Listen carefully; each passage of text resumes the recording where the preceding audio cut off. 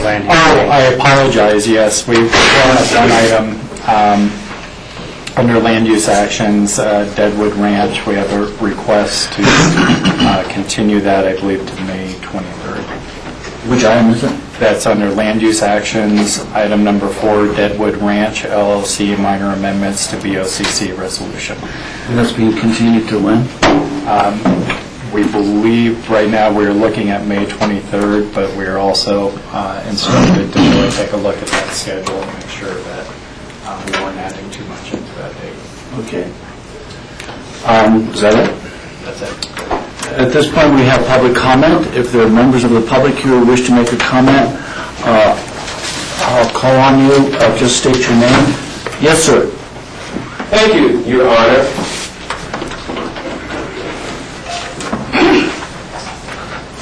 My name is Ramsey Visa III. I am Ramsey Visa III, Esquire, with Dane, Pickens County Board of County Commissioners and County Staff. I think we've seen that before. When I saw your paper, it was nice to see you here. It's amazing. Don't worry, we've been exposed before, 2008. Hello to you folks out there in TV land, watching and hearing my testimony. When you come before a government body, when you speak is actually called testimony. That's the correct vernacular use or jargon, whatever you want to say. Anyway, today, if I were Pickens County Commissioner Board Chairman, I would think Price Waterhouse. Price Waterhouse. Price Waterhouse. As Price Waterhouse comes to mind, think of the largest accounting firm in Aspen and the Roaring Fork Valley. Picture the respectable accounting firm of Reese Henry and Company doing an expert job of doing an in-depth certified financial audit of the Aspen-Pickens County Housing Authority to help correct things which any decent banker or decent financier intelligently observes or suspects about the housing authority's operational troubles and credibility problems. As Pickens County Commissioner Board Chairman, I would succeed in having Reese Henry and Company do a negotiated, non-competitive, no-bid certified financial audit of the Housing Authority. In my position as Pickens County Commissioner Board Chairman, I would strongly advise, in order to avoid a tainted process, that all elected government officials, all non-elected government officials, and all government employees living in any housing authority housing program must recuse themselves to keep the process from being suspect in the public's eye and in the eyes of the financial community. If you have any fear, or you figure everything is okay, then Reese Henry, if you have nothing to fear, or you figure everything is okay, then Reese Henry and Company's certified financial audit will prove it. If Reese Henry and Company finds problems with the housing authority, then Reese Henry and Company will present its prognoses. That's plural for prognosis, folks. Its prognoses in its recommendation report to you, which you must be wise to expediently execute in its entirety for a definitely sounder housing authority. Let Price Waterhouse keep echoing in your minds. Thank you very much, and have a very nice day. And TV land people, you've learned some dynamite accounting that came out of Wall Street. Thank you very much. Mr. Vizzi, thank you for your testimony. Yes, sir. Would you like to submit those written? Yes, sir. I will. What I'll do is, may I do 2 copies with you, ma'am? All right, so 2 copies, sir. You do have it. Thank you. All right, you're welcome, ma'am, and God bless you all. and nice to see you. But I'm proud of you, really am. You've got it. Thanks, Ernest. You're welcome. Are there any other members of the public at this time who wish to make a comment? Seeing none, we'll close the public comment period. But I'd like to do an introduction of our newest member to the Pickens County staff, our Assistant Airport Director. Brian, why don't you come forward and introduce yourself? Hello, good morning. My name is Brian Griefey. I'm the new Assistant Director of Aviation for Administration. Previously came from Duluth, where I served as the Operations Director for 5 years. Actually, prior to that, I was at the Pickens County Airport in operations, so a little bit of experience here before. I'm glad to be here. Any questions for me? What brought you to Pickens County, Brian? The people and the environment. I've worked with a lot of the people that I'm working with now before. A great group of people to get back to, and I just love the valley. Great. We're glad to have you. Thank you very much. Thank you. I guess we'll move on into no public comments, commissioner comments at this point. Are there any commissioners who wish to make a comment? George? Yeah, I was happy to see yesterday that the ACRA Board of Directors decided to not renew their membership in the U.S. Chamber. I know that our community and the ACRA Board of Directors understand the challenges and the consequences of climate change to our economy and our environment. And I think that was a statement that was sent out to the U.S. Chamber, and hopefully it will be part of a grassroots effort that we can piggyback off of and encourage other communities and cities in Colorado specifically to do the same, whether it's working through the Colorado Association of Ski Towns or the Colorado Ski Country. We're all dependent on our economy and tourism, which is driven so much by our ski industry and also by our water. And so I applaud the Chamber for taking that stance, and hopefully we'll generate some more interest in participating in that grassroots effort to encourage our federal legislators to take some definitive action and produce some legislation addressing climate change. Thank you, George. Any other commissioner? Jack? Yeah, it's pretty amazing summer has already arrived, huh? I'd like to congratulate George Newman and Michael Osley on their re-election. A little premature. I think, no, it's not. No candidates ran against you. I bemoan, of course, the fact that we won't have a good debate, and I mentioned that to you earlier, but hey, you earned where you're at, and again, congratulations to both of you guys. Thank you. Any other commissioner comments? Rachel? Yeah, really briefly, Jack mentioned the unseasonably warm temperatures that we're all enjoying, and I would like to give that kind of small heads up to people to begin thinking very carefully about your water use. At the 1177 Roundtable Basin meeting of the Colorado River on Monday of this week, they had a report that showed that we are pretty quickly dropping below 38% of average for our snowpack. This is shaping up to be worse than the 2002 drought year already. We had a little reprieve with that most recent snow, but it was just very little. And the river at the gauge at Dotsero for the Colorado River is running at about 1,160 cubic feet per second. And at an average year, it would be up at 1,700 cubic feet per second. And so we are running really low. And this is even lower than the amounts traditionally. There's only one turbine on Shoshone power plant right now, so the river is calling far less water down towards Grand Junction and Fort Rifle than it normally would if both of those turbines were running. But they can only call what's in the river to begin with, and so they wouldn't be able to call that much more. So start thinking about your water use and think very carefully about how much you really want to plant for new plantings and things like that. I was listening to Eric Kuhn on the radio, and the big advice he was giving was to really think 2 and 3 times about how much fertilizer you might put on your lawn, because so much of it runs off into the rivers.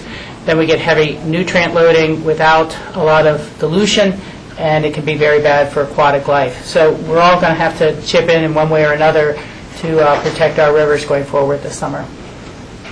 Thank you. Thank you, Rachel. Yes, Jack? Rachel, was there any mention or reference to peak this year, date-wise? No, they didn't talk about it. I have heard anecdotally people believing that some of our rivers have already peaked. The Eagle in particular, they think, has already peaked.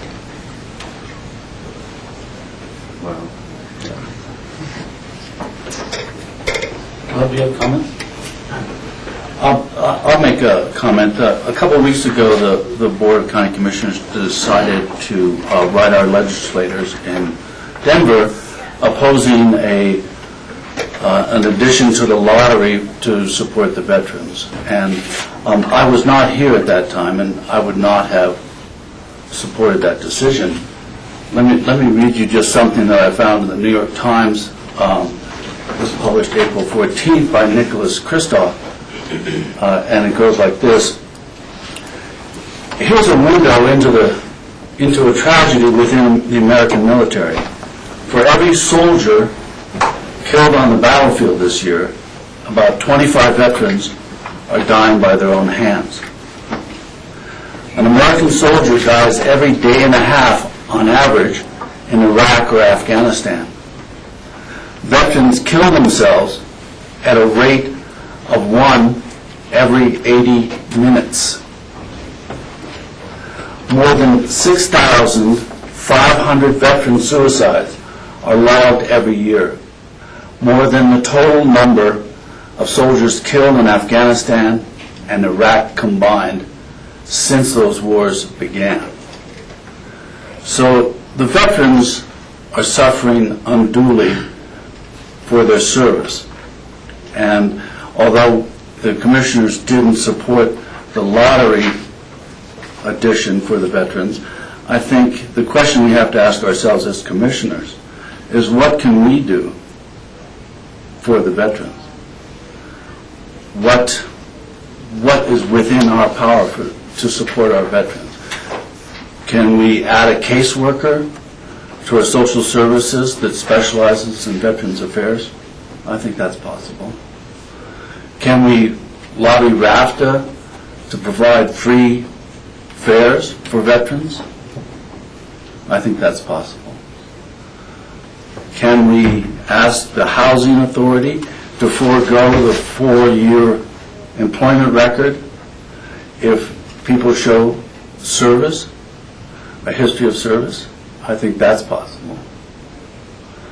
Can we provide rides to Grand Junction for veterans who have a hard time getting there on their own? I think that's possible. So the question I would ask the commissioners is, how will we do this?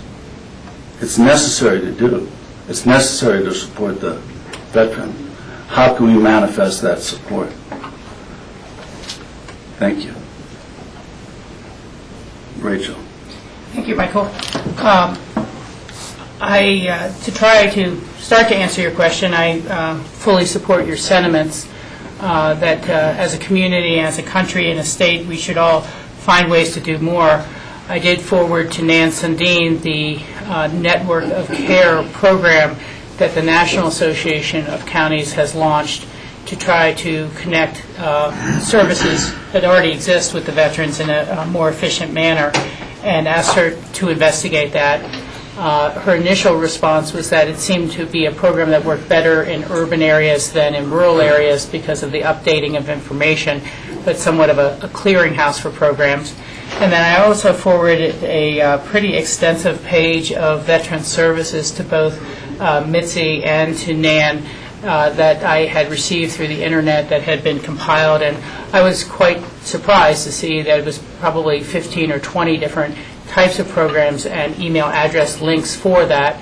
Again, that's something for them to investigate how thoroughly that is done. Your other concepts, I think, really have a great deal of merit and deserve further conversation. The issue at the State House, as difficult as it is, as my perception, coming back from Friday from Colorado Counties, Inc., there was also a bill introduced on Friday to divert 100% of lottery funds to college education scholarships for higher ed in the state of Colorado, since that is so radically underfunded. And there also was a video lottery terminal in racetracks proposal to fund college higher ed. And what really struck me after talking about those and thinking about those afterwards is I think our state legislators are becoming very desperate to find any way to respond to any of the shortfalls in the state's budget and to come back to their constituents and be able to say, look, I got some more money for higher ed, maybe that'll help keep the Gunnison College open. I've found some way to increase scholarships, whether it's for veterans or for our young people, and some way to fund roads, some ways to fund veteran services. I have been participating and was last week at the to-be-determined process that Governor Hickenlooper has begun. There was probably about 10 people from Pickens County, and if you include the Roaring Fork Valley, more like 20 of the 40 there. And they went through the gaps in K through 12 education are anticipated to be in the magnitude of $1.6 billion by the year 2016. And that is if the economy fully recovers. And it is the structural issue, which George Newman has pointed out before, between the Gallagher Amendment, which has consistently lowered property tax assessments. When it was first enacted, the property tax assessment rate was 22% on residential homes. It's now down to 8%. It's gone down by 2/3. And so that is very damaging to the school district's mill levies. Roads, we already know. Healthcare is eating everyone's budgets through the roof, and on and on. And so I think that we need as a state to start saying what are our real needs and what are our priorities, and how do we fund all of those without cutting 6 inches off the blanket and trying to sew it back on the top. Yes, Jack. I would certainly agree with Michael in that our veteran population are an at-risk population. Certainly they deserve a huge amount of credit and thanks for what they've been involved with. Unfortunately, and we are very much aware of this in Pickens County as we've seen our health and human services grow, etc., there are many at-risk populations, both in our community again, and the state and the nation. And this includes the working poor, the seniors, and all those who do not have access to any form of health care. So the real solution in my mind is not to try to raid funds, and I fully support our decision that we made as a board, not to raid existing programs and funds, but actually in Washington, D.C., stop playing games, politics about ideology, and start working together to figure out how to meet our challenges. And oh golly, that also includes our road system, which is literally falling apart, roads and bridges in this nation. And I would suggest people start working together and we collectively can meet all of our challenges. But if we continue to play the partisan rhetoric game, we're never going to get out of this quandary. And that's not only for the vets, but across the population, as well as infrastructure. Thank you. Any other comments? I will go forward. I guess the next is the consent actions. Minutes of 4:3 and 4:10 work sessions, special meetings of 3:19 and 4:10 regular meeting of 4:11. Is there a motion to approve that? I'd like to make a motion to approve the 4:10 work session, the special meetings of 3:19, 4:10, and the regular meeting of 4:11. I was not here for the 4:3 meeting. I'll second that and then make a second motion for the other meeting. Let's get rid of the first motion. Yeah, I seconded. All in favor? Aye. Minnie, I'm abstaining because I wasn't present for many of those. Okay. So the second motion for 4-3? Would make a motion to approve the minutes of April 3rd. Yes, I George? have one small little correction for you that actually was my mistake. Under April 3rd, under the work session items, where I gave a report for CORE, I announced that Mona West is a new executive director, and actually her name is Mona Newton. N-E-W-T-O-N? Yes. Okay. So, noting that correction, is there, all in favor? Aye. Thank you. I abstain. The next item is a consent item, consent action, a first reading set for public hearing on May 9th. This is a campaign finance ordinance, and we have staff member Dwight Shellman to present that to us.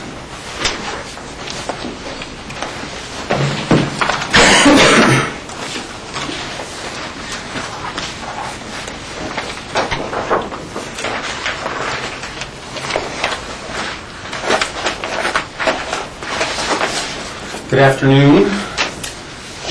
My name is Dwight Shellman. I'm the election manager for Pitkin County. And we have brought to the board's attention certain inconsistencies and difficulties in applying the very unique campaign finance regulations that Pitkin County adopted in 1980 that apply because we are a home rule county and we are the only county in the state that has its own unique campaign finance rules. We presented the board a draft ordinance at a February 28th, 2012 work session.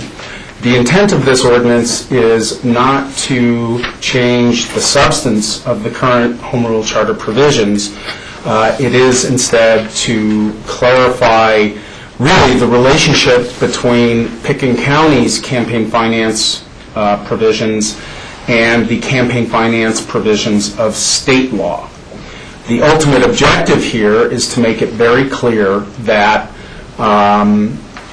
Pitkin County has legislated, if you will, on certain entities that would otherwise be subject to state law.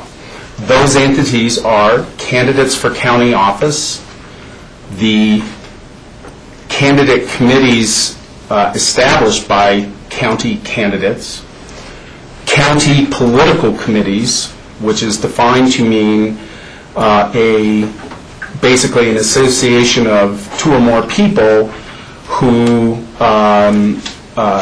join together to support or oppose the election of a county candidate, county issue committees, which are an association of two or more people who combine to support or oppose the passage of a county ballot issue. And what that means is it is an issue on the ballot that has been referred by this board, either in the first instance or as a result of a citizen initiative, for a vote of all the county electors. Okay? And what we also want to make clear is that other than complying with Pitkin County's contribution limits that apply to county candidates and complying with the existing charter provisions regarding the treatment and disclosure of coordinated expenditures and independent expenditures, Pitkin County really has nothing to say about the regulation of campaign finance for county political parties.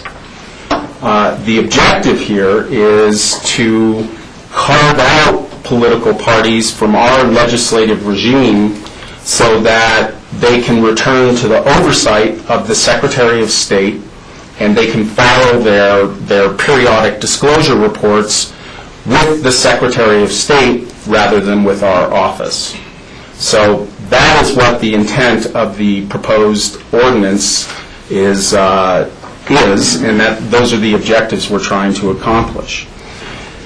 As a result of our discussion at the February 28th work session, there were a couple of items that need some further work and some further direction. First of all,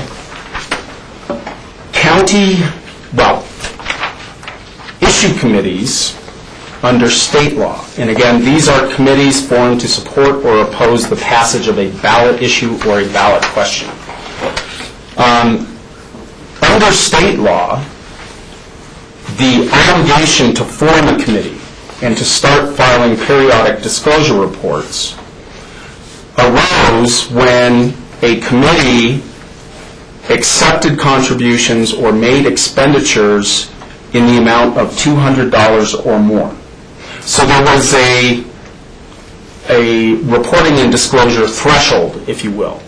You can be as many people as you want, and as long as you're accepting contributions or making expenditures in the aggregate less than $200, you didn't have to go through the process of forming a committee. You didn't have to file periodic disclosure reports. Once you hit that threshold, however, state law applies to you, and you have to start satisfying those requirements. That $200 threshold was held to be unconstitutionally low by the 10th Circuit Court of Appeals. As a result of that, the Secretary of State just promulgated a new rule establishing a no disclosure threshold for issue committees under state law, and that threshold is $5,000. Aggregate contributions or aggregate expenditures of $5,000 or more. If you accept contributions less than that, or you make independent expenditures less than that under the new rule, you would not be required to form a committee or to file periodic disclosures. The new rule has been stayed effectively by litigation that occurred in the Denver District Court, and that litigation is now up on appeal in the Court of Appeals. What all of that means as a practical matter is that there is no reporting threshold under state law at the current moment. And it was to fill that gap in our legislative regime at Pitkin County that was a prime motivating factor for bringing you this proposed ordinance. At the work session on February 28th, I think it's fair to say that the consensus of the board here is that the $5,000 reporting threshold contained in this new rule is too high for Pitkin County. I think that's a fair statement of the comments of the commissioners at the February 28th work session. So one of our tasks today is to have the board provide us with further direction on what disclosure threshold for county issue committees the board believes is appropriate. We know from the case that held that the $200 state law threshold is unconstitutionally low. We know a few things from that case that should guide the board's judgment in this matter. First of all, we know clearly a threshold of $200 is too low. Based on the facts of that case, we also know that a threshold of approximately $750 is too low. And based on dicta, or just non-binding language of that case, it is very probable, in my view, and John Ely can chime in on this, that a disclosure threshold of $1,000 is too low. And the court in that case really declined to say what is a constitutional threshold. And so we know that 1,000 and below is probably too low. We really don't know, as a strict legal and constitutional matter, what the appropriate level is.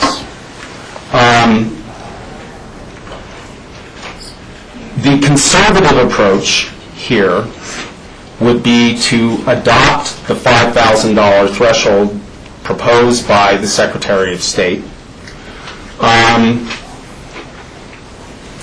Although it's not clear to me exactly how that number was derived by the Secretary of State and his staff. I suspect, I don't know, but I suspect that the Secretary of State's staff was focusing on the language of that court decision that simply said that $750 and probably $1,000 is, quote, well below the constitutionally permissible line.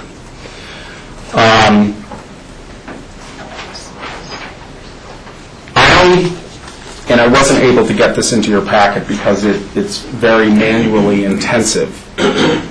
I prepared a spreadsheet looking historically at every issue committee that has filed papers with the Pickens County Clerk and Recorder since 2005. And I went in and kind of did a cash flow analysis based on their disclosure reports to find out if those committees would have been required to file the final disclosure report that is due before the election, which incidentally is always due on the Friday before the election. If their cash flow was such that they would have reached various different disclosure thresholds, what that means is the court and, or I'm sorry, the board and the tradition in this county, I believe, is to favor, encourage, and require transparency in advance of an election, so that both with respect to candidates and issue committees, the voters know who is financing, positions in support and positions in opposition. It does happen because we have a disclosure threshold and not all committees reach it, and they don't all reach it at the same time. A particular threshold may require a committee to ultimately form a committee and file disclosure reports, but depending on what's happening with that committee, they may not be required to do that until after the election. There is a single report that's due after the election, 30 days after the election. That filing a report after an election obviously doesn't serve the interests of transparency in the sense of it doesn't educate voters in advance of the election. So that's why I employed the methodology that I did in analyzing historic cash flows of Pickens County committees. I prepared a spreadsheet which explains this, which I've made copies for all of you and for Lindy, because she has schooled me on this, and I can put it up on our projector and just review it with you.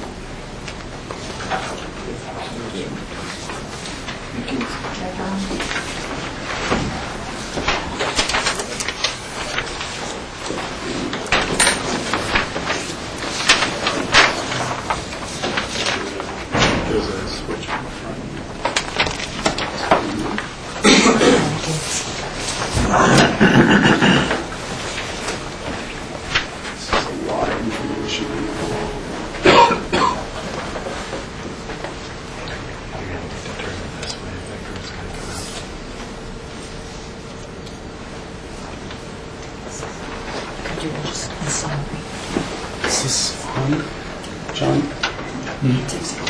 Oh, it's just warming up. While the overhead projector is warming up, wow, I'll see if I can zoom that in. let me just explain the structure of the spreadsheet.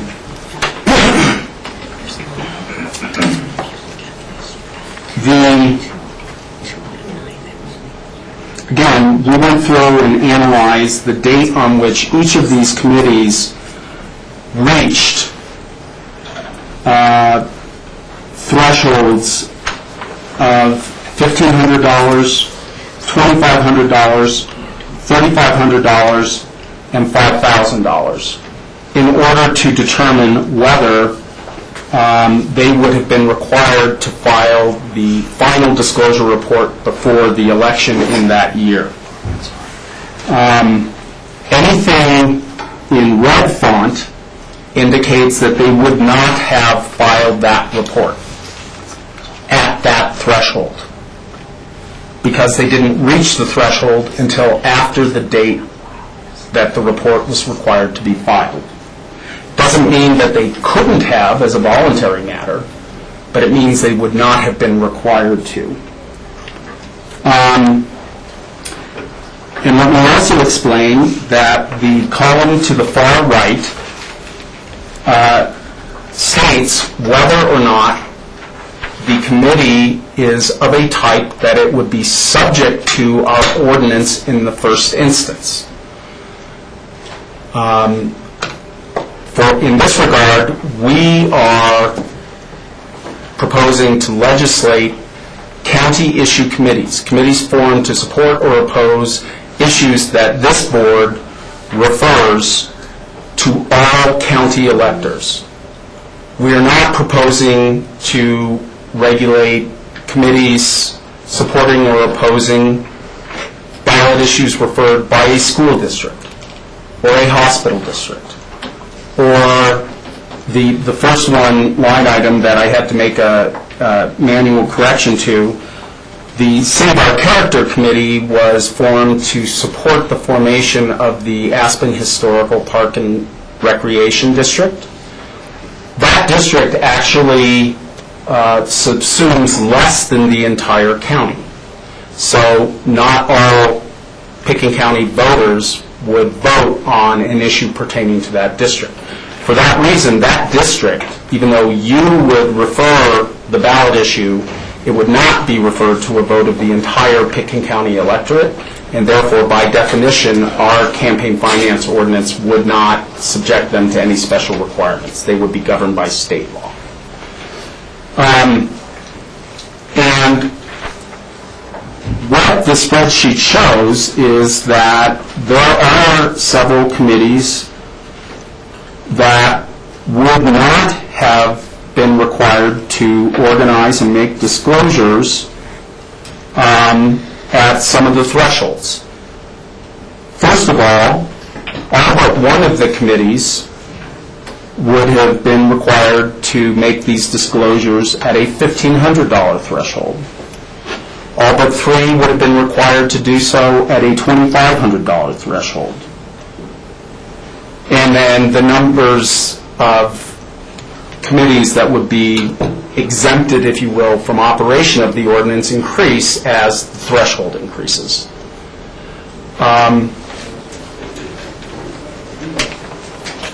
I thought that providing the board with this information would at least give you a sense of what the various thresholds would have meant historically for this county and may be useful in that regard. I don't think, this historical data necessarily determines the constitutional issue by any means. But I do think it's more information than simply throwing a dart against a dartboard and picking a number.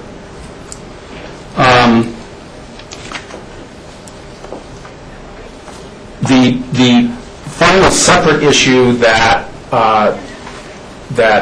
received a lot of discussion at the February 28th meeting was the concept of coordinated expenditures. Yes? Point of order. If we're through with this slide, perhaps we can turn the lights back on. Sure. For the press room. Sure. And let me just say for the grassroots audience, I realize this is very difficult to read in this fashion. If you would like this information, please call me at 429-2709. I'll be happy to send this to you by email.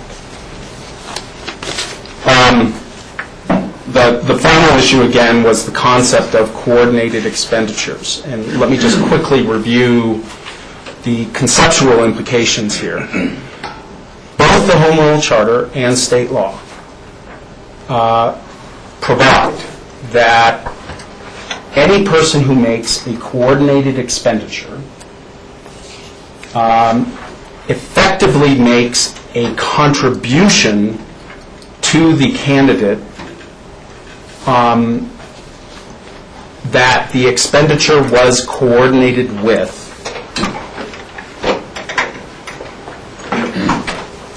So a coordinated expenditure by an ostensibly independent person is treated under the law as a contribution by that person to the candidate.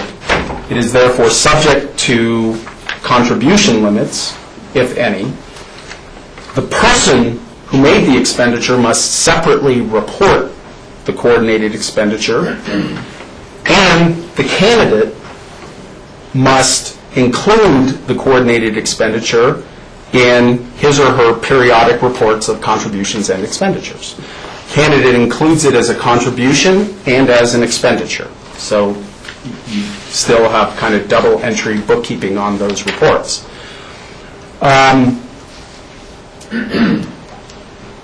The board expressed concerns about the fuzziness of a line between coordinated expenditures and independent expenditures. And just so you know, independent expenditures are any expenditures other than coordinated expenditures, okay? Returning just for a second to what the Home Rule Charter requires, the Charter requires coordinated expenditures to be separately reported within 7 days of the date of the expenditure,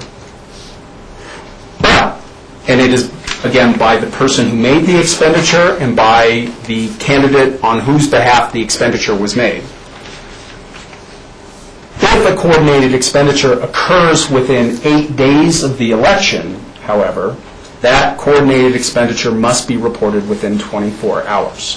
There is a similar kind of accelerated filing regimen under state law, although I don't think the charter and state law exactly coincide here. The board and the chairpersons of our county parties express concern about what constitutes a coordinated expenditure and what constitutes an independent expenditure, and how are we to know the difference.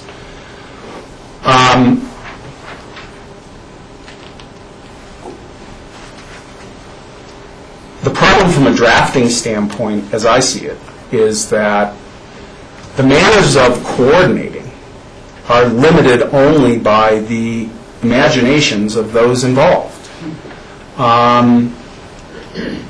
Furthermore, the charter requires that all coordinated expenditures, regardless of amount, be reported within the 7-day or 24-hour period. Independent expenditures exceeding $250 must be reported according to that same reporting schedule. But there's a $250 de minimis exception for independent expenditures. There is no such de minimis exception for coordinated expenditures in the Home Rule Charter. A de minimis exception is really the easiest way that comes to mind of how to deal with this in drawing a bright line, if you will. Because at least we know if it's below a certain amount, we're not going to worry about it. The problem from a draftsman's perspective is that the Home Rule Charter provides that all coordinated expenditures, regardless of amount, must be reported. And I don't know how to craft an ordinance that creates an exception that is frankly flatly contradicted by the plain language of the Home Rule Charter itself. I am sensitive to the party's concerns and the board's concerns, but I honestly don't know precisely how to deal with this issue. I will state, however, that all persons, including political parties, are subject to very similar constraints under state law and have been for many, many years, a couple of decades. And no political party in Pitkin County has ever made a coordinated expenditure disclosure. The political parties in Pitkin County, to the best of my knowledge, have not made even direct contributions to candidate committees. At least none have been reported. My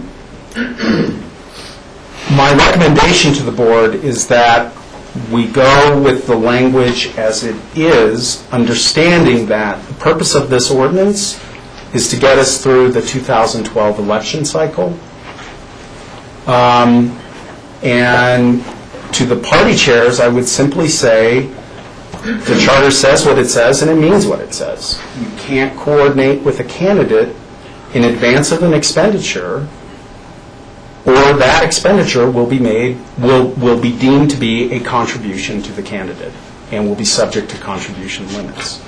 To my personal knowledge, the county political parties, because Pitkin County has this, I call it the most partisan, nonpartisan election system ever devised. It's a hybrid, though. Candidates can go on our ballot with a party designation or without it. In my personal experience, I don't see political parties actively involved in the campaigns of candidates for county office. And I think that's because of the hybrid partisan, nonpartisan system that we have. So I think as a practical matter, this probably isn't or should not be a really big issue. But I understand our party chairs have thoughts on this that are very different from mine. So that's my presentation to you today. Dwight, thank you for your presentation. What's your recommendation?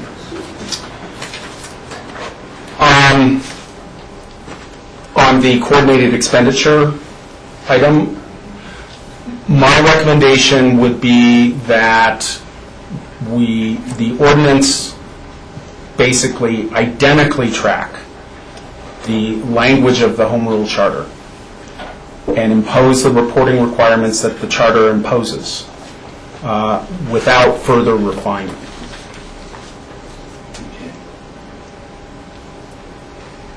Any other questions? Rachel, then George. Well, the other point that it seems like we need to make a decision on is the reporting limit dollars. And your suggestion is to go with the state's recommendation at this point, which is $5,000. It's not really my suggestion. Okay. I just was saying that would, the higher that threshold is, Okay. the more conservative the approach.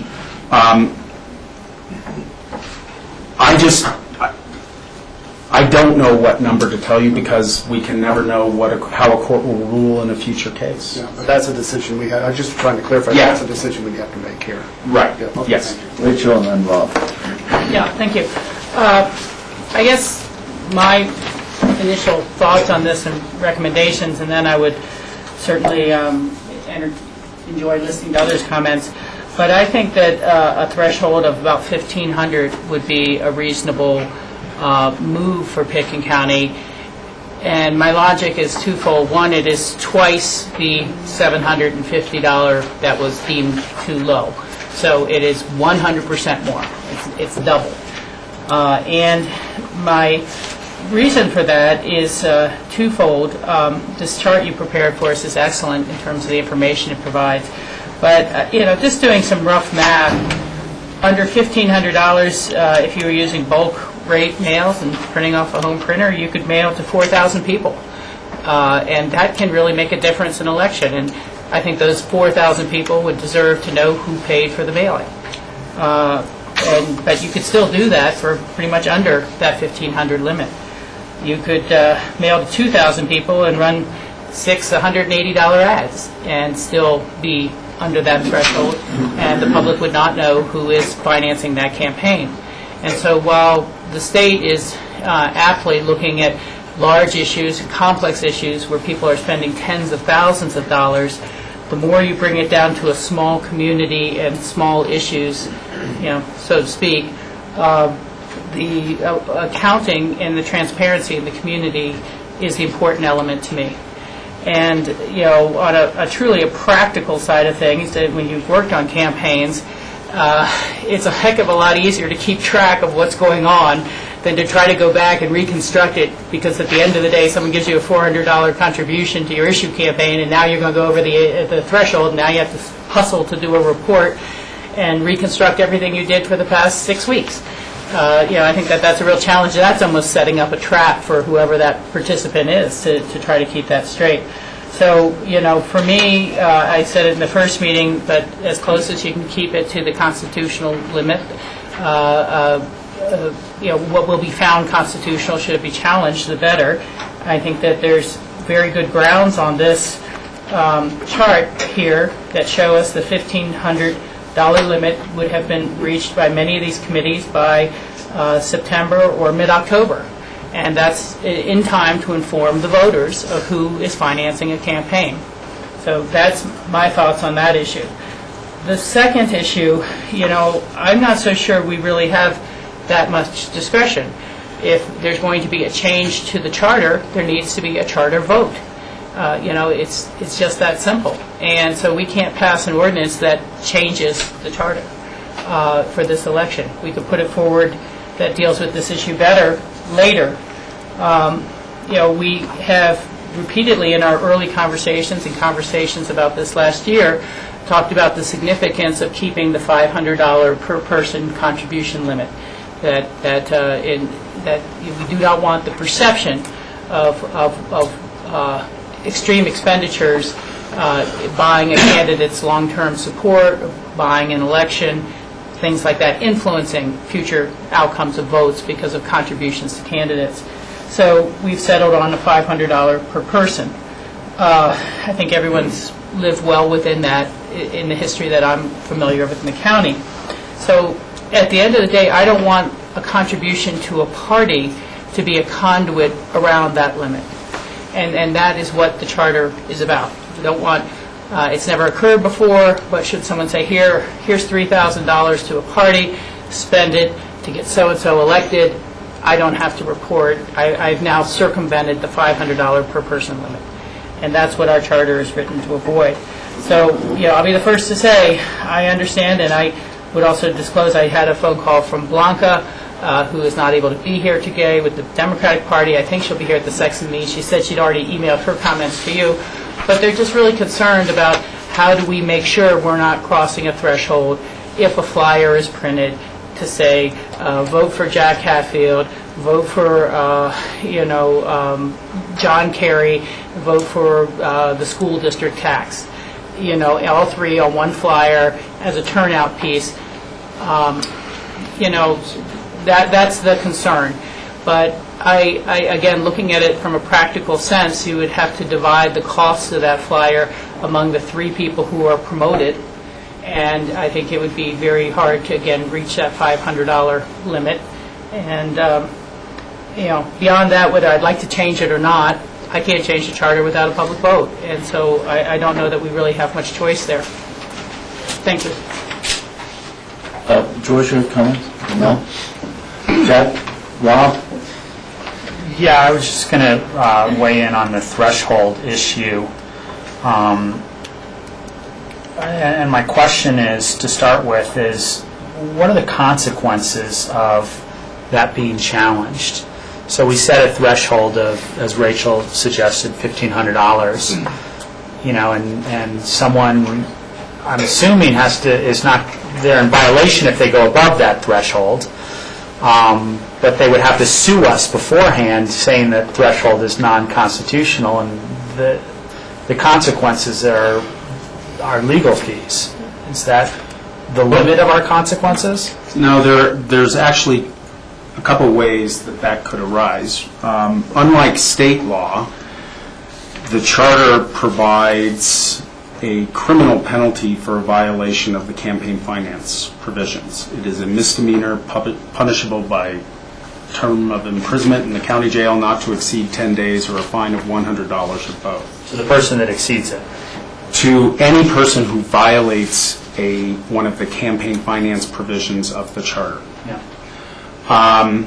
So, if anyone believes a violation has occurred, they can file a complaint with my office. But because this is criminal in nature, we would refer that to the district attorney for investigation and prosecution if warranted. A defense to a misdemeanor prosecution, among many other things, would be to say the ordinance and charter you're prosecuting me under violate the First Amendment of the United States Constitution. So that's one way that could arise. Alternatively, somebody could file a civil action, a declaratory judgment action, and raise the issue outside of an enforcement mechanism. So, in a misdemeanor prosecution case, if the issue is raised there, I'm not sure that we have attorney's fees exposure because the district attorney would be defending our charter provisions and our ordinance in connection with his criminal prosecution. The declaratory judgment action is a different matter, obviously. That would be, we do have exposure for legal fees there. I should stop talking and defer to the county attorney on this. I wouldn't be that concerned about fees or costs in a situation like this, to be honest with you. And I was thinking that the most likely window for conflict would be the actual violation of the charter, and then the enforcement mechanism would trigger the judicial resolution of some sort or another. And and I don't see the courts setting a bright line on their current appeal or any other case. The courts typically just don't do that.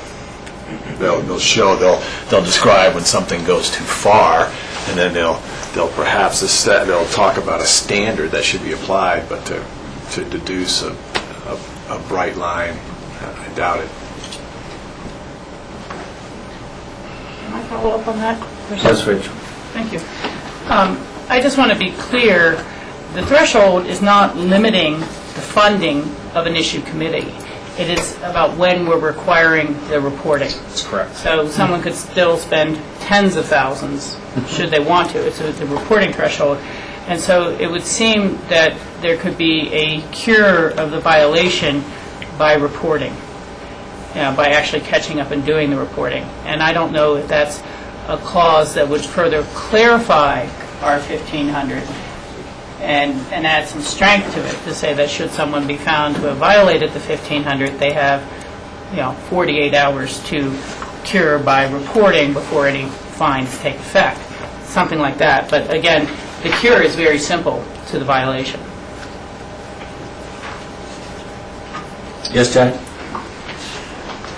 Yeah, well, my initial question for Dwight is where, in fact, would we insert this number relative to transparency and disclosure?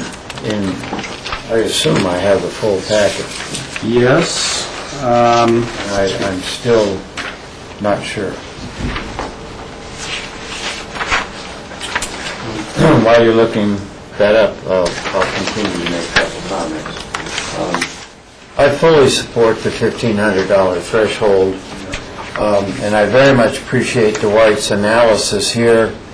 And what really makes the distinction for me is the earlier date when a reasonable amount of money, and I'm calling $1,500 reasonable amount, is accumulated to then have to start reporting, to declare and report.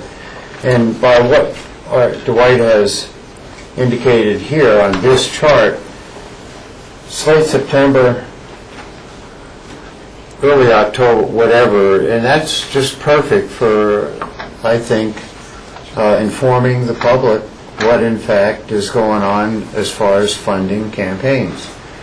I absolutely believe in, and in no way care to believe any other way, that we should be transparent and have full disclosure.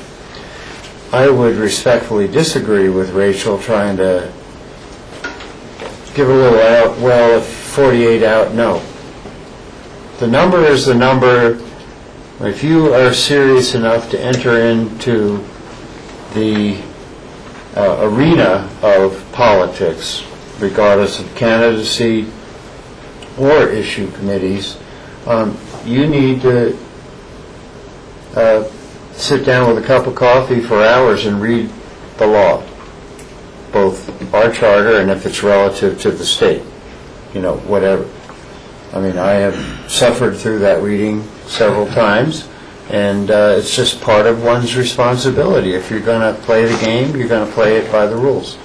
And so I would establish this number and anticipate that people will comply.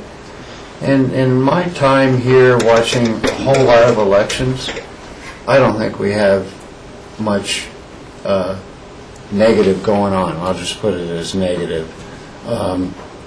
Somebody might be a little late or something, and the clerk deals with it appropriately, and we move on. We don't have criminal or civil. I'm not sure. Maybe, I guess, in our charter it is criminal. So my sense is we don't have a lot of that going on, but I am absolutely supportive of drawing that line. I'd go lower, but I don't have an argument to base my speculation or my proposed number. Where did you find where that would be?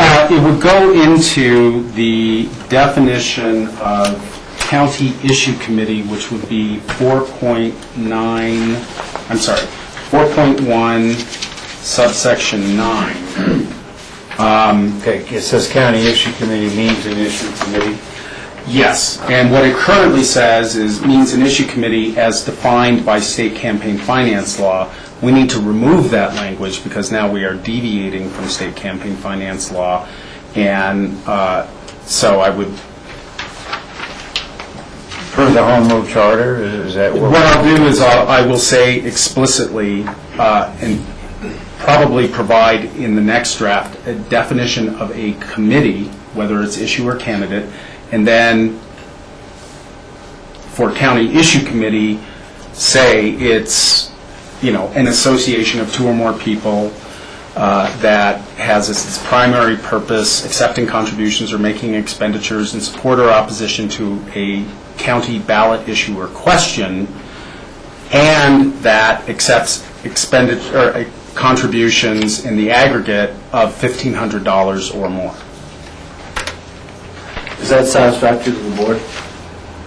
Rob? Yes. Yeah. So you can put that in. Yes, Rachel? Thank you, Michael. Just a follow-up question, a little more out of curiosity than anything, right? So if this isn't something you feel prepared to answer now and want to answer it at second reading, that'd be fine. If, for some reason, the county party had spent $3,000 on the same flyer that lists 3 people or 3 things to vote for, and so it seems to have exceeded the $500 per person contribution because your 1/3 cost was $1,000. Can a candidate's campaign committee contribute to a county party?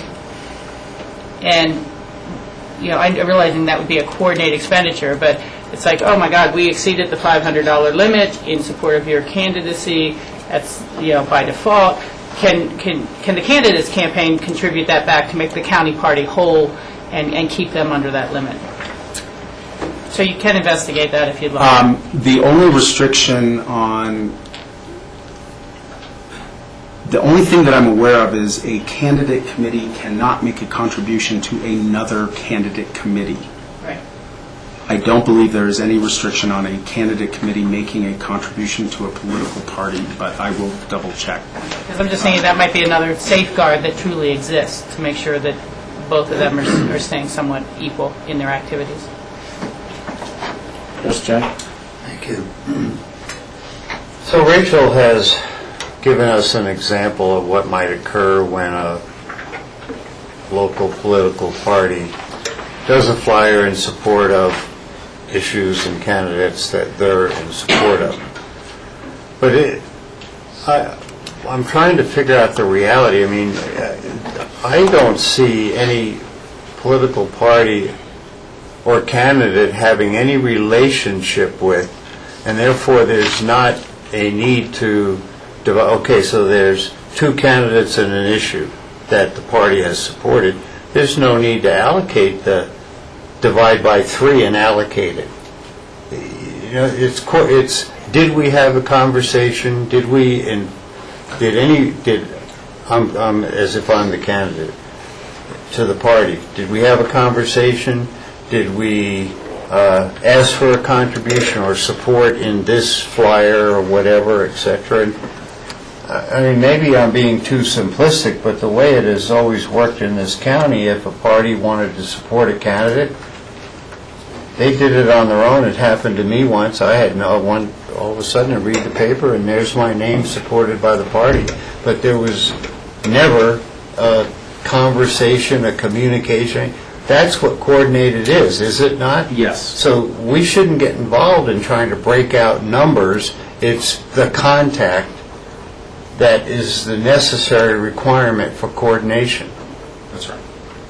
I mean, the whole point of the concept of coordinated expenditures is to remove what would otherwise be just an enormous loophole where, you know, you have contribution limits on a candidate, but I'm not violating that if the candidate and I are basically dividing the entire turf of expenditures. Okay, candidate, you do this, party or whoever, other person, you know, you take the attack ads, I'll do the pro ads, for example.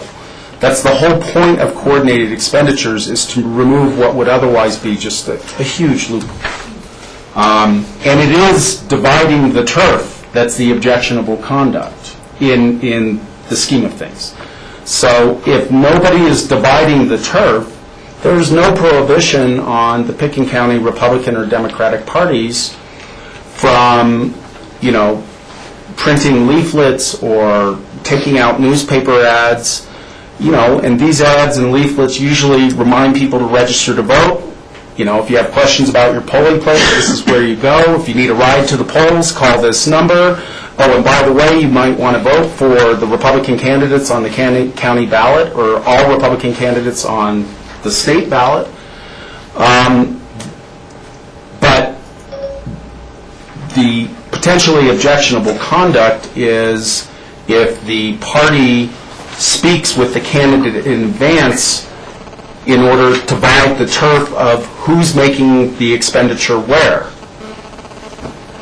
So there's no problem if the party just says, vote for all Democrats, vote for all Republicans, without any consultation in advance with the candidate.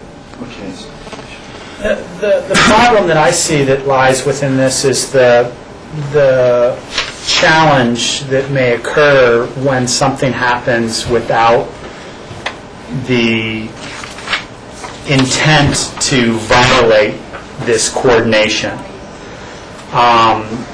You know, because that's where this is going to come up, where the opposition challenges and says, well, they're coordinating and they haven't managed their finances properly. Let's say one of the political parties throws a fundraiser event for their political party and they call one of their, they call a candidate that's affiliated with that party to come speak at that fundraiser. Well, they've expended a couple $1,000s for that fundraiser, and now that candidate is coordinating with them to just stand up and say, hi, my name is so-and-so, I'm running for Picken County Commissioner, and then word gets out about that, and then there's a challenge, and that person is there then in violation unknowingly. They're not. I don't think that there's any misintent of the candidate or the party in a scenario like that. But clearly, that's in violation, and correct me if I'm wrong, that's in violation of coordinating an expenditure. There has been an expenditure, there has been coordination, but, and then how do you track for that, and how do you make sure that you track for that, and how do we not have, multiple lawsuits or challenges when these types of things come up? I'm not sure what the solution is to this, but man, this to me seems like it could be a tremendous, tremendous mess for political parties not doing the little tiny things that don't really mean that much. So the question is, can we enact a threshold to this? Coordination of expenditures of less than $1,000? Or something along those lines that says, you know what, if I stand up at a party's rally to give a speech and was asked to do that before the check was written for the banquet room, and obviously I'm only 1/100th of the entire event that night, so I'm only 1/100th of the expenditure.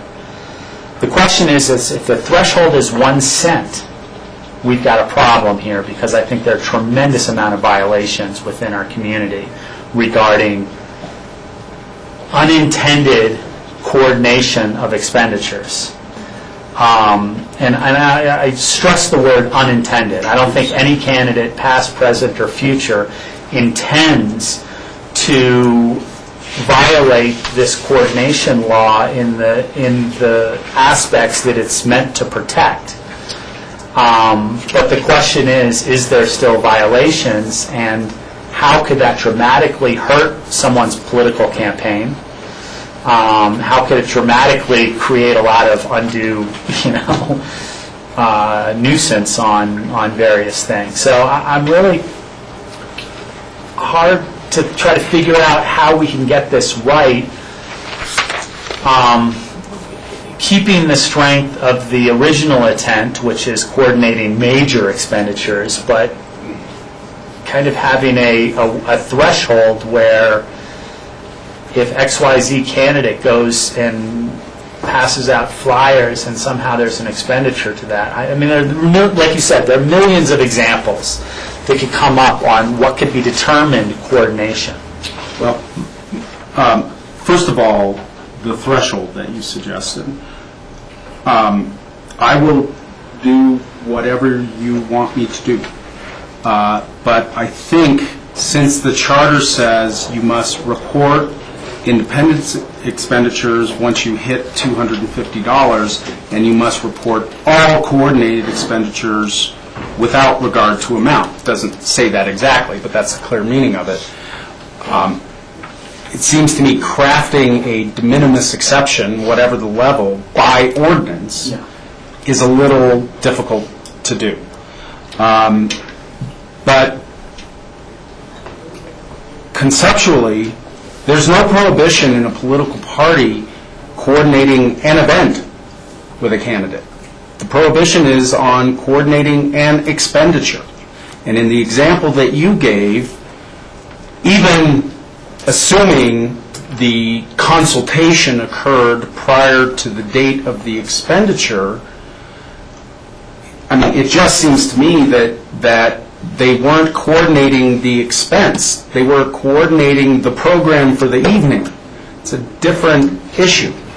It's different until it's opposed, until a suit comes up against it. I understand, but I mean, I think that is the answer to your inquiry under the substantive law. And this, I mean, I can tell you, I ran a get out the vote effort with my father here in 2004, and identifying a precise and specific line between independent and coordinated in advance, I admit, is very difficult. But having gone through that experience, I can tell you, we just made expenditures. And we didn't talk to anybody about them. And then after the fact, we publicized events that we were doing, and we got inquiries. Well, that's fine. There's nothing wrong with that. But you always get into iffy territory if a political party says, we want to incur this expense on your behalf, are you free on that day? That's a coordinated expenditure. And that's what the law is designed to prevent. Hold on, Rachel. We've covered this at length here, and really, what we were trying to address was the state challenge to our campaign finance law, not our own internal problems. And a lot of what we're talking about is purely theoretical, and we're not addressing an actual. But the actual we were burdened with was how do we have our own campaign finance regulations in the face of a state that's not sympathetic to individual counties, particularly one individual county, particularly Picken County, and how do we get through that? So that's what this task is in front of us now. So let's stick to that, because it sounds to me like we've gone for another hour, and we have a significant amount of business to do beyond this.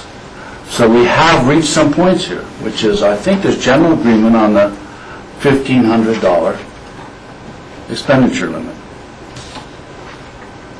for committees, right? And there's disagreement on exactly what a coordinated expenditure is, but Dwight is fairly clear on it. And I think we need to just go with Dwight's recommendations on that, and not on what might happen if there was and who could do it. So let's get this done. Yeah, thank you for bringing that back home, Michael. My point would simply be, again, that it is in the charter, and we can't change the charter by ordinance. So we need to live with that. But and I want to.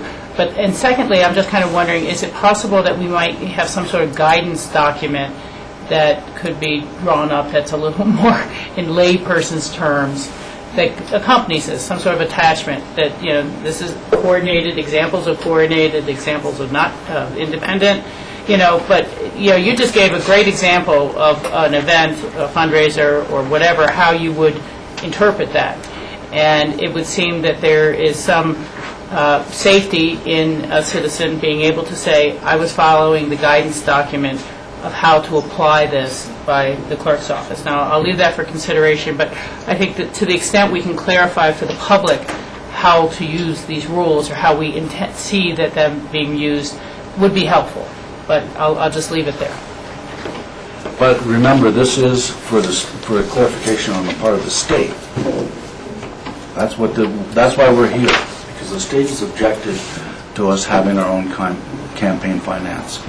Well, not necessarily, but just an unintended consequence of that is that our parties got kicked out of the state system. So let's finish this business. Jack? Yeah, I would absolutely support Dwight's recommendation of taking the existing language, move it forward.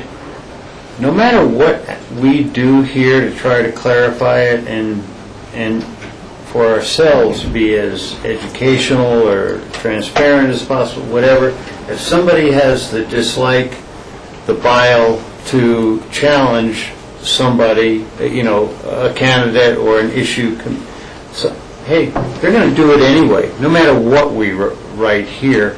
And this is the language, and I agree with Rachel, this is the language in the charter, so let's not tinker with it. And quite frankly, I sense that it has worked. Yes, Bob. Yeah, I would concur with what you're saying, Rachel, that we can't change the home rule charter, and that I accept the recommendations of our very competent election official who's done some tremendous work on a lot of different areas over the last year and a half that I've been in office, and deserves a tremendous pat on the back for all that. But I would also add to that if there are recommendations of clarifying this issue that could be added to our home rule charter, or that this should ultimately be moved over to solely an ordinance and removed from the home rule charter, I would encourage you, Dwight, to make those recommendations to us at some point so that we can clean that up, because I do think that there is some clarity in the language that would add assistance from preventing unwarranted or unintentional violations of such an act. So we're giving Dwight direction to go ahead for the second reading, using the $1,500 limit. Did you need any other recommendations? I don't. I wanted to just let you know that there are some additional revisions I want to make. They are not substantive. Some of my cross-references in the document that you have were just incorrect. Obviously, correct those. John Peacock strongly recommended, and I omitted to do it, to add a severability clause to the ordinance, which would protect it in case a portion of it is stricken down. And then finally, again, without changing substance, one of the big objections in that Sampson versus Busher case was the 10th Circuit just said, my goodness, this is so incredibly complicated. How can a regular human being be expected to understand all of these requirements? I would like to keep working on the language of this ordinance so that we can present the people who live here with a single document that doesn't constantly refer to state law or the charter, just a single document that says these are the rules. And again, it would not be changing any substance, but I think with a disclosure threshold for issue committees of $1,500 and a well-crafted ordinance in plain English that, as clearly as we can, sets forth the rules, I think that's the best protection that we can give to ourselves. So I just wanted to alert you to that, and obviously any changes will be highlighted so that you know by second reading what those are. And I do know that the party chairpersons are here and have public comment on the coordinated expenditure item. Thank you, Dwight, but it's not a public hearing. Oh. This is just a consent action, and it's set for public hearing on May 9th. Well, I'm sorry. I'm sorry. I will learn all these rules one day. I'd like to go ahead with this. Yes, I understand. I understand. So thank you, and we are going to have a public hearing on May 9th. Okay, thanks.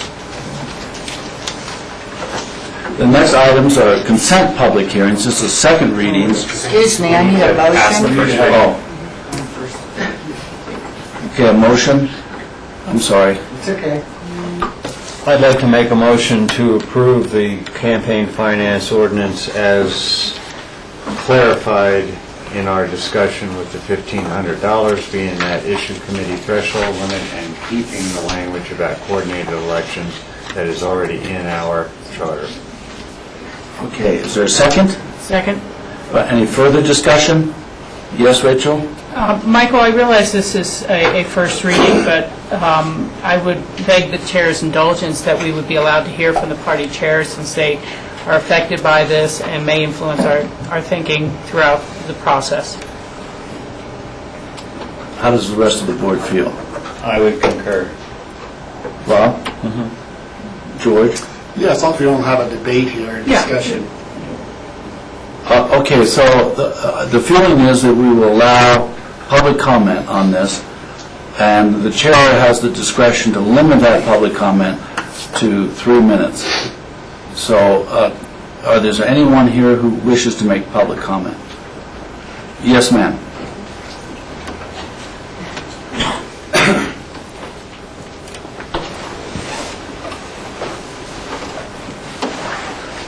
Thank you. My name is Frida Wallison. Excuse me, I'm the chair, I've lost my voice, of the Peking County Republicans. The discussion has been quite illuminating and good, and I probably cannot repeat as eloquently as Rob Idner did the practical issues involved here. But as a practical matter, this is of concern to our party, and I believe to the Democratic Party as well, simply because trying to identify, we support candidates for office, and obviously we support not only county candidates, but state and higher district candidates. It's not ever occurred to us that we should be, we report all of our expenditures, let me say that too, whether we go to the regime that we were under before with reports to the state, Secretary of State, or we continue with the Pickens County Clerk.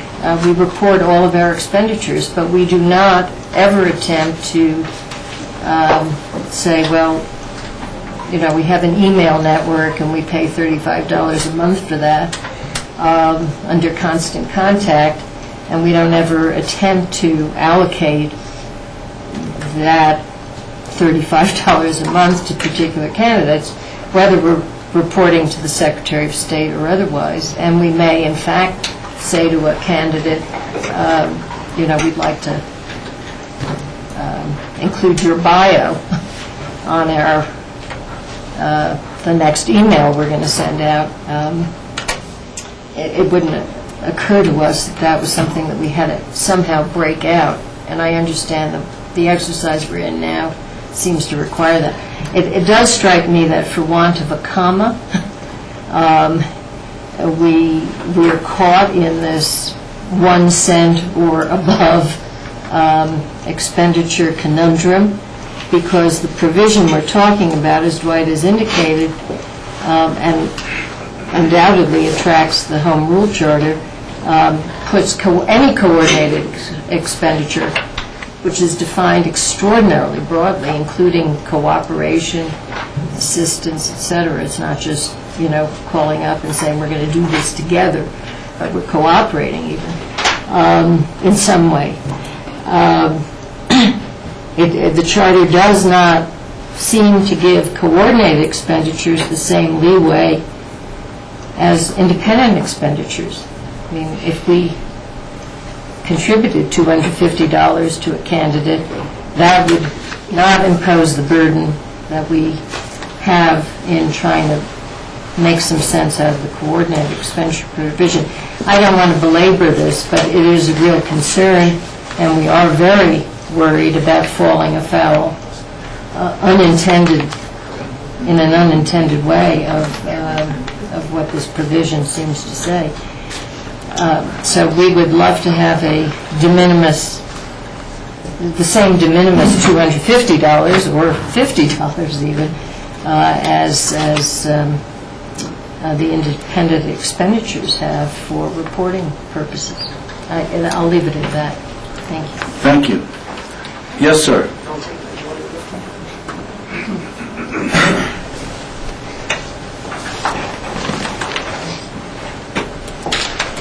My name is Mike Simmons. I'm the Vice Chair of the Pickens County Democratic Party.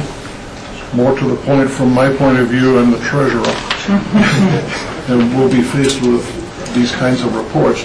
Our Chair, Blanca O'Leary, is out of town, out of the country, in fact. I know that she has some comments, but I don't have a complete list of those, so we'll put those up. I have 2 comments, however.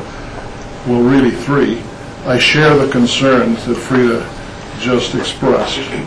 One of my concerns is about the broadness of the definition of coordination. The sense of all the discussion here, and even nationally, is that for coordination to occur, there must have been a conversation or some communication, and then an action takes place. But cooperation can be simply, and that's in our definition, and I think in the Charter, assistance. is one of the meanings of cooperation. If it's in the charter, we can't change the charter, but it's such a broad definition that were some adversarial situation to arise, I could see complaints being filed and all kinds of things going on because of this very, very broad definition. The other concern I have is one that Frida alluded to. We have a website. I don't have any way of dividing up the cost of that website or many other activities that I don't need to delineate for you. You can imagine them on your own. I don't have any way of separating those things out. One of the things we didn't discuss is that the Secretary of State recommended that a distinction be made between expenditures by the party within the county, with any county race of any kind, and those in the state. And so there would have to be a separate bank account for any expenditure the party wants to make in a county contest. And again, they're overlapping expenses, many of them minor, but they're there anyway. So I'm concerned about that language. I understand why he's putting it there, but it's not as clean a distinction, it seems to me, as you might naively think. So that's it. Thank you. Are there any other members of the public who wish to make a comment at this time? Well, thank you. We'll close it now. And did we vote on In a it? second. We have a motion and a second. I'll call the question. All in favor? Aye. Opposed? Okay. George, you have a comment? I was going to ask whether we could take a first inning break. We haven't reached the seventh inning, but I feel like it was a long first inning here. It's like the Yankees and Red Sox inning. It's 1:30. How long a break would you like to take? 5 minutes? We will return at 1:35, more or less. So thank you.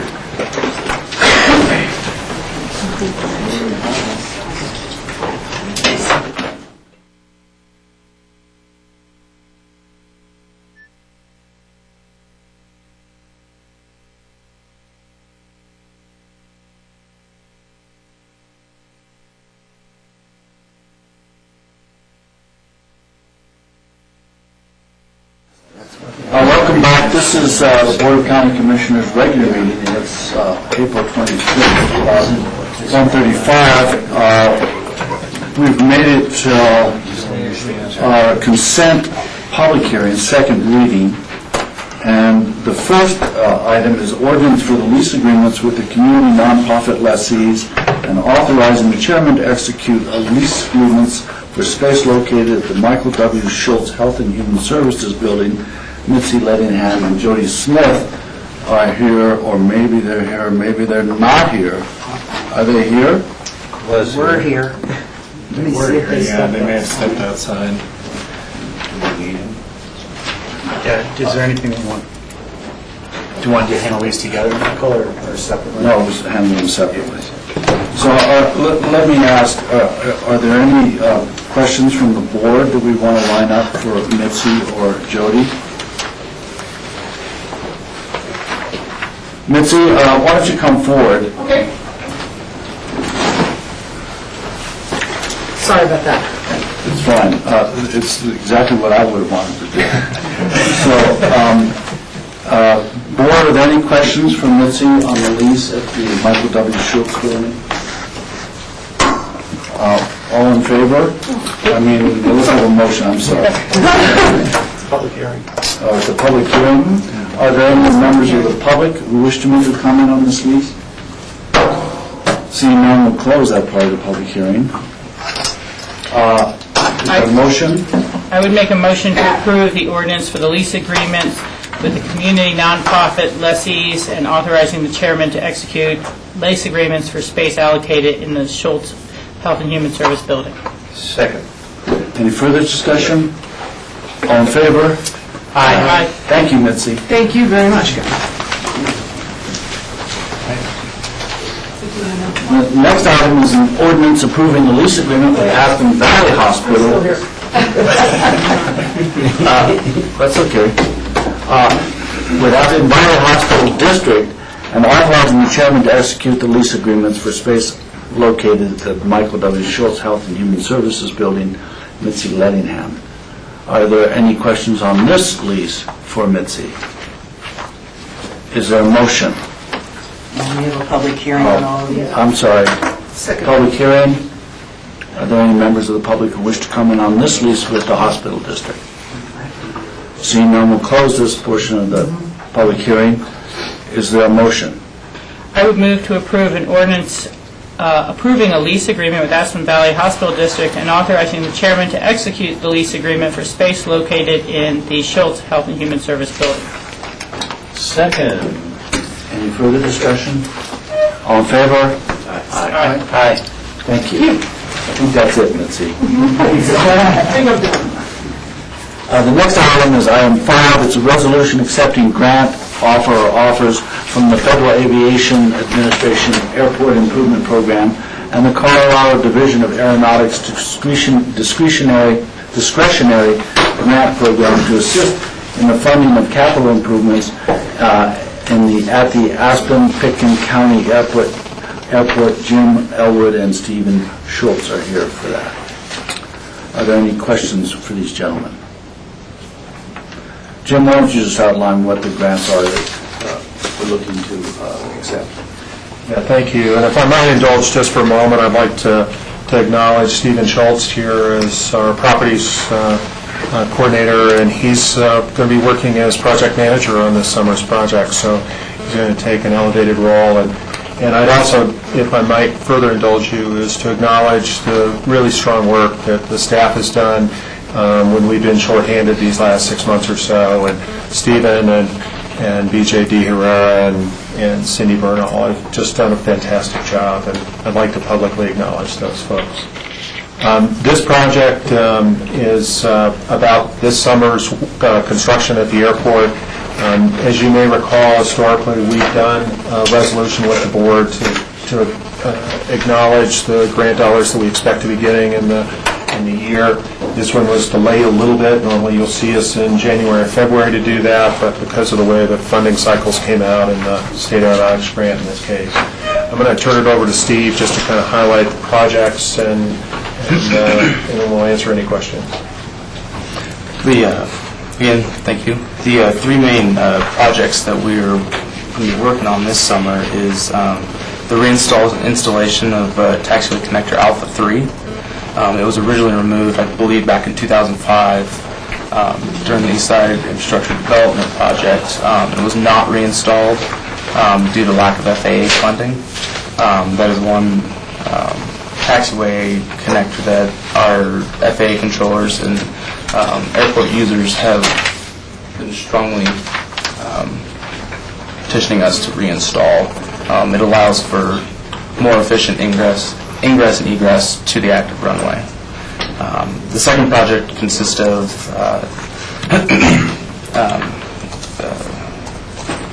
the installation of a water drainage system on our west side of the airport. In the AIS in front of you, the airport annually spends about $25,000 in grading the dirt surface areas on the west side of the runway to maintain FAA standards. The project would allow subsurface draining and help mitigate those charges, costs, and time to the staff by allowing a more efficient water runoff. The third project consists of constructing a new airport de-icing pad to the south of the terminal building. Currently, as the de-icing works at the airport now, is it's all conducted on a commercial aviation ramp, which during the wintertime can provide, which congests the ramp and can provide safety hazards amongst all moving aircraft and moving vehicles. So that's kind of a quick outline of the projects we have ahead of us this summer. Great, thank you, Stephen. Are there any questions of staff. Yes, George? Well, I have a different question off this topic, so if you're on. Yeah, it's kind of on this topic. I just thought I'd ask the question since it's something that's comes up a lot. This is a resolution to accept the grant from the Federal Aviation Administration. What are some of the requirements that we commit to when we accept the grant from the Federal Aviation, from the FAA?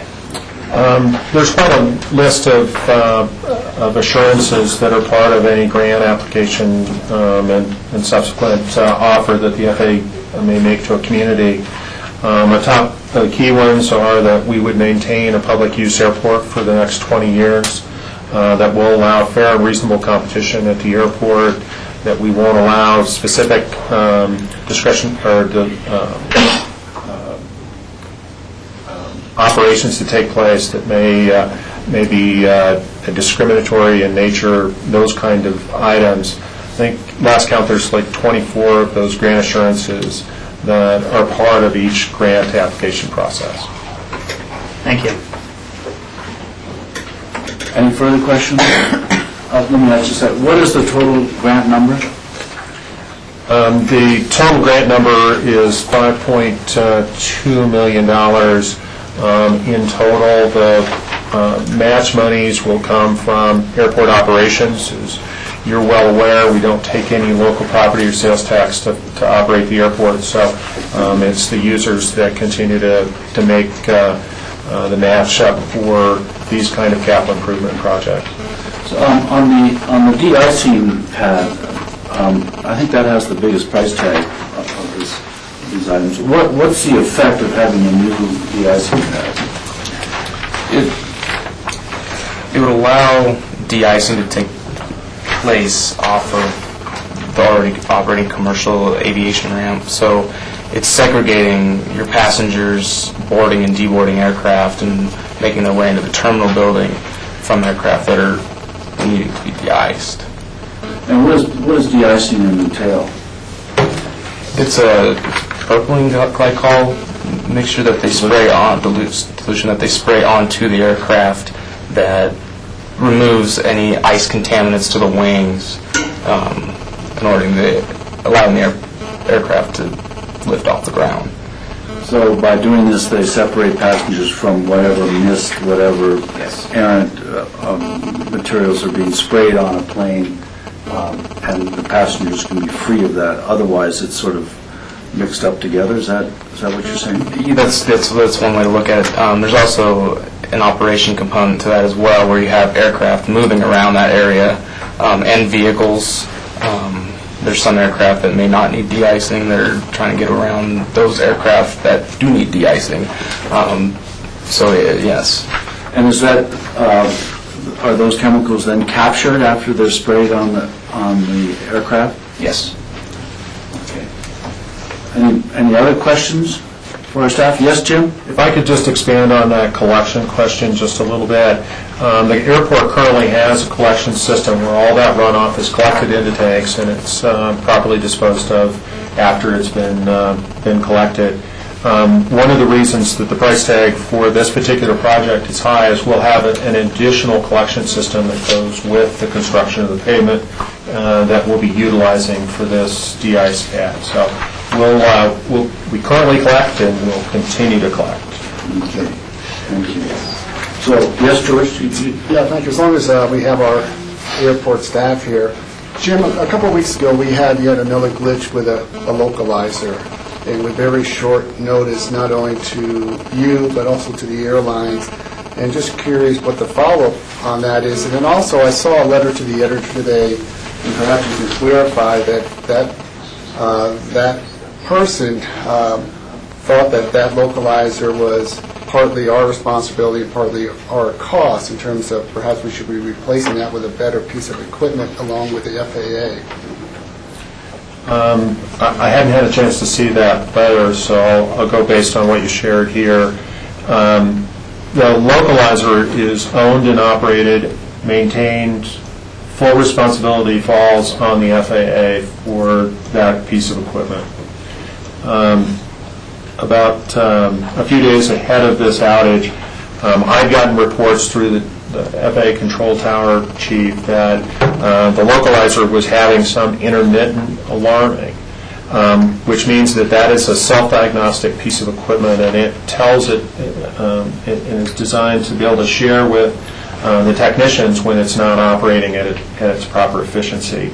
And of course, that's very, very important because that piece of equipment has to operate safely and within certain tolerances, or aircraft, might have issues that wouldn't be very good. So, but we were told initially that they were going to come in, the technicians were there, they had found the glitch, and it was going to be serviceable. What subsequently happened is that repair didn't hold either, and they kept getting alarming. And after kind of reconstructing all of this in a little bit of a forensic way, the FAA, in its sole discretion, decided to upgrade the equipment to a brand new antenna array, all new equipment. They did a complete rebuild on that piece of equipment. When they do that kind of level of transition or change, then the piece of equipment has to be flown by an FAA aircraft to ensure that it meets all the tolerances that are shown on the gauges on the ground, and that the airplane really does perform the way it's supposed to, given that signal that the localizer emits. It was very, very frustrating that we heard about this major transition on short notice. They actually told us at the airport after they had already done the rebuild. So it was a little frustrating about the communication plan. And what I've learned over the years with the kind of folks that are very dedicated and passionate about safety and doing the right thing is that they're not always very good communicators. They look at the project, they see it as a project and a task, and they go after the task and don't necessarily pause to say, here are the impacts around you, please let your users know, and those kind of things. The first thing I set out of when we were notified was, where's the communication plan? The community has a need to know what you have in store for us and what the impacts would be on the community. As a result, I've learned that communication plan was drafted, was sent to Washington within FAA, and for a reason I do not have yet, it was rejected and they decided not to speak. So I've had follow-up meetings, face-to-face meetings with the FAA. They recognize that we now need a set communications plan in place, and earlier today I got the first draft of that they're proposing. I see it as really a twofold component. One is we've got to make sure that the reliability is indeed there so our customers know what to expect and the users of the airport. But we also need to make sure that when the FAA decides to do something that impacts the community, that they do a good job of sharing that. And if they don't feel like they can share it, at least share it with the airport, and we can use the contacts we have to help get the word out. And it was frustrating, I think, for all parties. We've gotten the FAA's attention on this subject, and I'm reasonably confident that we're going to see them perform at a higher level going forward. Yes, sir. Yeah, because I remember we had this similar conversation about a year and a half, 2 years ago when they were doing the work on top of Batson Mountain, and we specifically brought the regional FAA folks in to sit down and have a face-to-face discussion. I thought at the end of that meeting, everyone was pretty clear in terms of being able to work together and being able to communicate. And are these the same people that we're dealing with again? Well, that particular event, Rob Kitson, I think, came to speak to you, and Rob's the one that finally called me at the Thursday before, after they'd made the decision to do the rebuild and had actually accomplished it. So apparently not all, some lessons, I guess, are destined to be learned more than once, and I think this fits in that category. And that's why we push so hard here of late to make sure that there's a communication plan and that there's an expectation. The FAA does a remarkable job of protecting the traveling public and do it at an extremely high level of safety. But a lot of of how they go about doing their business is not outward focused, it's very inward focused to the task in front of them. And I think they've acknowledged that they've learned one of those lessons yet again. Thank you. Any other questions for staff? Is there a motion? Public hearing? Oh, rats. Again. Is there any member of the public or members who wish to speak on this particular item at this time? Seeing none, we'll close the public hearing. Is there a motion? I'll make a motion to approve the resolution of the Board of County Commissioners, Pickens County, Colorado, accepting grant offers from the Federal Aviation Administration Airport Improvement Program and the Colorado Division of Aeronautics Discretionary Grant Program to assist in the funding of capital improvements at the Pickens County Airport. Second. Any further discussion? All in favor? Aye. Thank you, Jim. Thank you, Stephen.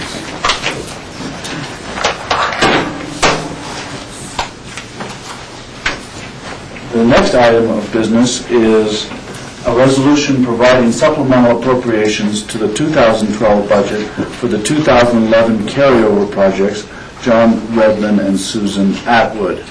John Redmond is currently out of the country, so I'll be filling in, but Susan will answer all the questions, I'm sure. Okay. Well, how does that amount to filling in? Susan, thank you for being here. Do you want to just outline what this is? Well, this is the one for the carryover projects.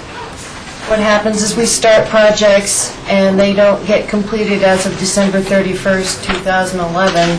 So we carry forward the expenditure and any due and owing revenues to be collected. It's a budgetary thing. Okay. Just for further clarification, it is only on projects, so any operational savings or such do not get carried over. This is, projects don't always fit neatly within a fiscal year. Are there any questions? Jack? Thank you. Yeah, this is capital projects, right, John? That's what you mean? They'd either be, it may not fall under the capital plan, but it'd be... Not the definition of the budget. Right. Yeah. Well, my question is there a point when we decide not to carry a project over? For example, on page...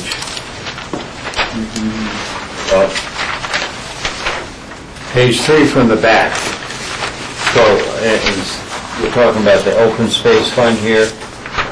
The example I would use here is the Lazy Glen Bridge and Trail. That has carried over multiple years. And I'm wondering if we're in the process of changing policy where after a number of years we just don't carry it over. And if it gets revived, like a property owner comes up with the necessary easement or something, which I believe is why this hasn't moved forward, then we'll go ahead and refund it. Well, part of the problem is with open space and trails is that they earmark their money in their budgetary process, and that's why they keep bringing them forward, because it's stopped because of an easement issue or whatever. They still hold it in their budget. You're right, the policy is that you don't carry forward more than 3 years, I believe it is. And many of these have been. And during the budget discussions, Dale Will went through the list, saying these were things that they were still looking at completing. And yes, they do take things off each year, which sometimes surprises me, but they do. Well, it would surprise me if this ever came off, too. I mean, it's been here at least 4 years. I remember the land use application, middle or earlier than middle 2000. So, yeah, to me, there's a point that you just don't carry things over, and that's just an individual's. And it's certainly within the board's discretion. This is one of the projects that's been carried over in hopes that we come to a resolution on the easement issue, and then we can move forward. We have the appropriations in place and the funds set aside to move forward with the project, so we've kept it in there. If the board feels like that project's time has passed, you certainly are under no obligation to reappropriate those funds, but it does help if that's still a priority, as the opportunity arises to have those funds appropriated for that purpose, so that they don't go towards another project, so we understand where we stand with appropriations and revenues at this time. May I finish? Yes.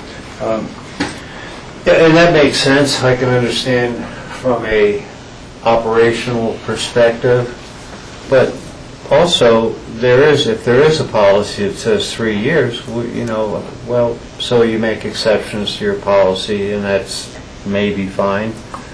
But I don't think I think we ought to have or live by the policy of 3 years is enough. According to my understanding, and you look through both of these items on our budget today, and you look at the cash flow within the fund, the open space fund, they could immediately do a supplemental, something historic has happened, the easement, we've got it, and you do a supplemental appropriation during the year, which all this is carrying through, ending the year, going to the next. So, 6.5 wouldn't happen, but I just remember this project forever. Now, and I'm not asking, because we haven't had a policy discussion, and I don't want to have that here. It's not the right time. It's just, I'm using that as an example. Okay. Any other comments, George? Well, I'm just curious on some of these carryovers, just to follow up on Jack's point, are some of these carryovers because it's good to have these monies ready to go, not only for the project itself, but in case there's some grant opportunities that open space, for example, may need to apply to immediately and show some matching funds? I don't think that would necessarily be the case for open space and trails. Typically, these are specific projects that either are earmarked for completion out of fund balance or revenues we already have in place, or there's already a revenue associated with them that we're carrying forward. In general, I know we carry forward some money, for example, on outside legal counsel and those sorts of things, and those are, just in case, and so we're rolling those forward each year. But I don't think we are rolling dollars forward just to be prepared for unknown grant opportunities. Thank you. Any further questions? Well, I'll make a comment. I think the example using the county attorney's office, we better have a little money, carryover money, because you never know. So that's a different animal than a project that's been articulated in the budget for years.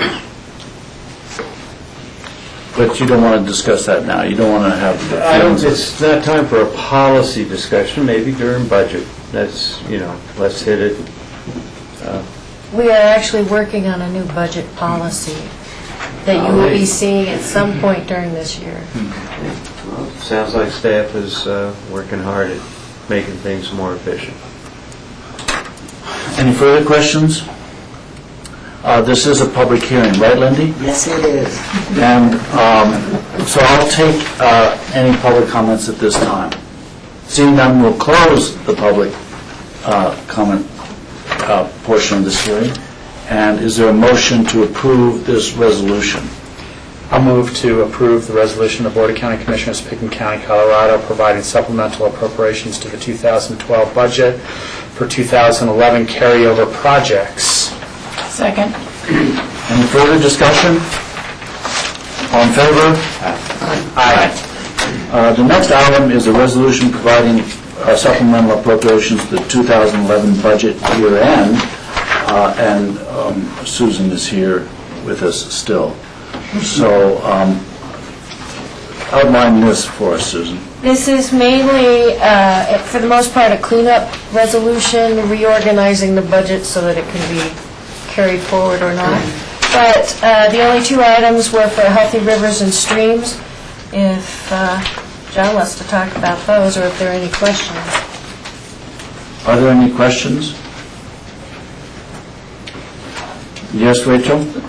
To clarify, these are additional appropriations to the budget for expenditures that were made in 2011 that had not previously been fully covered in the budget documents. Correct. And our process is we would bring these forward to you in the work session in memo, and you would approve them there, and then we follow up typically on a quarterly basis, I believe, to do the formal resolution. And so this is the even up at the end of the year for the fourth quarter, what's left. Thank you. Any further questions? This is a public hearing. Are there members of the public who wish to comment at this time on this item? Seeing none, we'll close the public hearing. Is there a motion? I'll make a motion to approve a resolution of the Board of County Commissioners of Pickton County, Colorado, providing supplemental appropriations to the 2011 budget year-end. Second. Any further discussion? All in favor? Aye. Thank you. Thank you, Susan. The next items come under land use consent public hearings. We have the Ridge of Red Mountain rezoning. That's been continued to 5/23. Is that correct? Yes, Lance? There is a change on that. We have worked with the applicant, and the preferred date would be to continue to 6/13. Okay. Is there a motion to, I guess we have to make a motion for continuance? Yeah, I'll make that motion to continue the Ridge of Red Mountain rezoning, first reading to June 13th, 2012. Do we need public hearing on this too, or no? Yes, we do. Oh, great. Are there members of the public who wish to comment on this item? Seeing none, we'll close the public hearing. I'll second the motion. Thank you.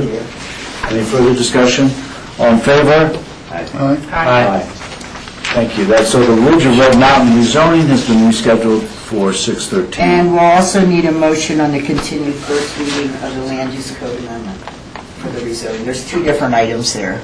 Yes, I'm about to get to Okay, that thanks. as a separate item. The second item is the R6 Zone District Land Use Code Amendment, first reading continued to 5/23, and I assume this is going to be coincidental with the Yes, 6/13. So for 6/13, this is a public hearing. No, this one is not a public hearing. Really? It's under... It is? Oh, I'm sorry. I thought just the resolution was. I'm sorry. Go ahead. No, that's okay, Lindy. You can make one mistake. So, are there members of the public who wish to comment on this at this time? Seeing none, we'll close the public comment portion of this hearing. Is there a motion? I'd like to make a motion to approve the R6 Zone District Land Use Code Amendment, first reading, setting for 6/13/2012.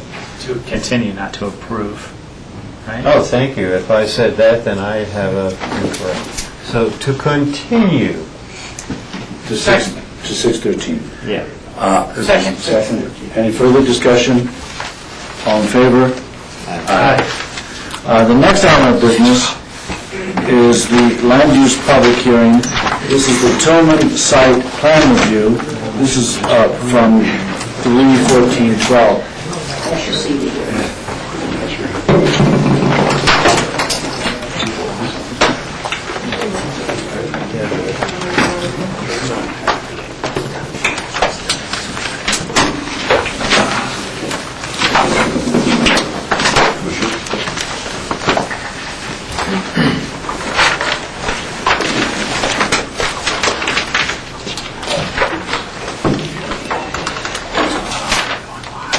Suzanne, are we going to have a...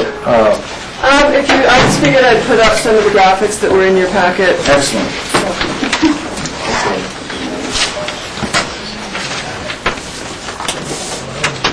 I know, she's been doing it. Some of us are not, so. We're done.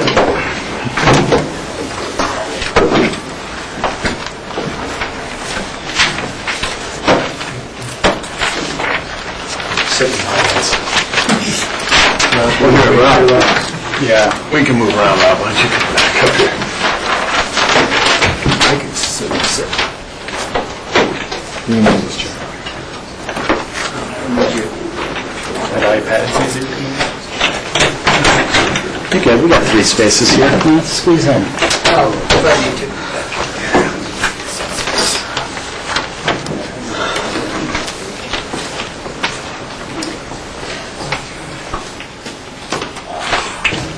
Okay, Suzanne, are you going to outline what this is about? We're back. So this was continued on March 14th to address a number of issues that were raised at the time. This is a site plan review for a single-family residence at the intersection of Shieldo Terrace Road or Shieldo Road and Snowmass Creek Road. I'll walk through the issues that were raised and the response that the applicant has made to those issues. And then I'll point, and I can put up other graphics as we go through as appropriate. So one of the primary issues raised at the last meeting was the bulk and size of the residence. At that time, the residence was proposed to be 3,241 square feet with 2 levels. The applicant has revised that and now is proposing a residence of 1,474 square feet with a single-story residence. They've eliminated the garage, the lower level, so they've made the footprint smaller, as well as by eliminating a second level, they've brought the height down some. So the new design does reduce the visible mass and footprint of the residence. The graphic up here does represent the new footprint of the residence. Do you want me to put up? Suzanne, let me clarify something. The commissioners paid a site visit to this site. At that time, we were shown the previous. The prior, yes. And so what we're seeing now, at least in this visual form, is an entirely new. Yes, these are all revisions since the March meeting. Oh, that's right. Were you? I was at the site visit. Okay, right, you were at the site visit, but so yes, this is new information submitted subsequent to the site visit, which was prior to the hearing, and so then this is new information today. Okay. So I guess just quickly I can, you have boards, I'll just put these up and just quickly, that shows you the floor plan of that new house with the footprint you just saw. So again, this is the single level of the residence. So we'll go back to this because I think I'll talk more about that one. Actually, I think I'll go to ridge line next. The ridge line, that's the right one. As we discussed at the last meeting, the residence does break the ridge line as seen from Snowmass Creek Road. The applicant has dropped the height some on the residence, but based on that still finds that it breaks the ridge line by about 3 to 5 vertical feet for an approximately 150-foot long section of Snowmass Creek Road. The statement. So exactly what does that mean, Suzanne? As you're going on Snowmass Creek Road and looking up at the property from Snowmass Creek Road, a portion of this residence is breaking skyline of the ridge beyond this residence. And is that just going up? Is it coming down also? Correct. Well, in both directions? In both directions. Okay. And in the packet, there were a series of photographs at various points that show you, what that's looking like with the lines drawn in based on those height poles. Would it be helpful if I walked those through up here? I think the more you show us, the better. Okay. I know they're in your packet, but we can do that. Michael, may I clarify? Yes. Exactly. Suzanne, the depictions of story poles and ridgeline, etc., is this the current proposal we're seeing here? Yes. Everything that's right was in your packet today is new. It's the new design. So here, we'll walk you through the sequence. So this just shows you, sorry, that gets a little washed out, but anyway, I don't know if you can see these numbers. They're 1, 2, 3, 4, 5 points as you're going up Snowmass Creek Road through Shieldo Road, so the site is right up in here.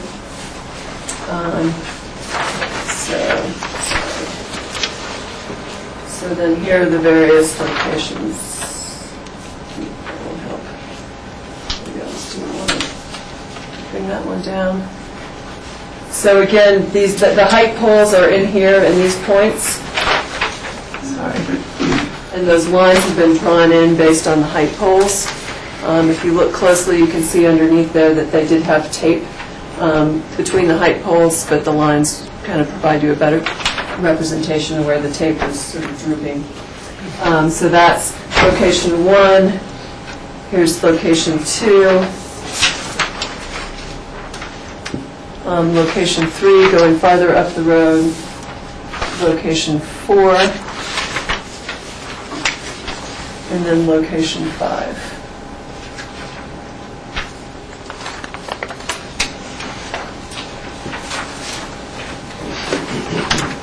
So for ridgeline review,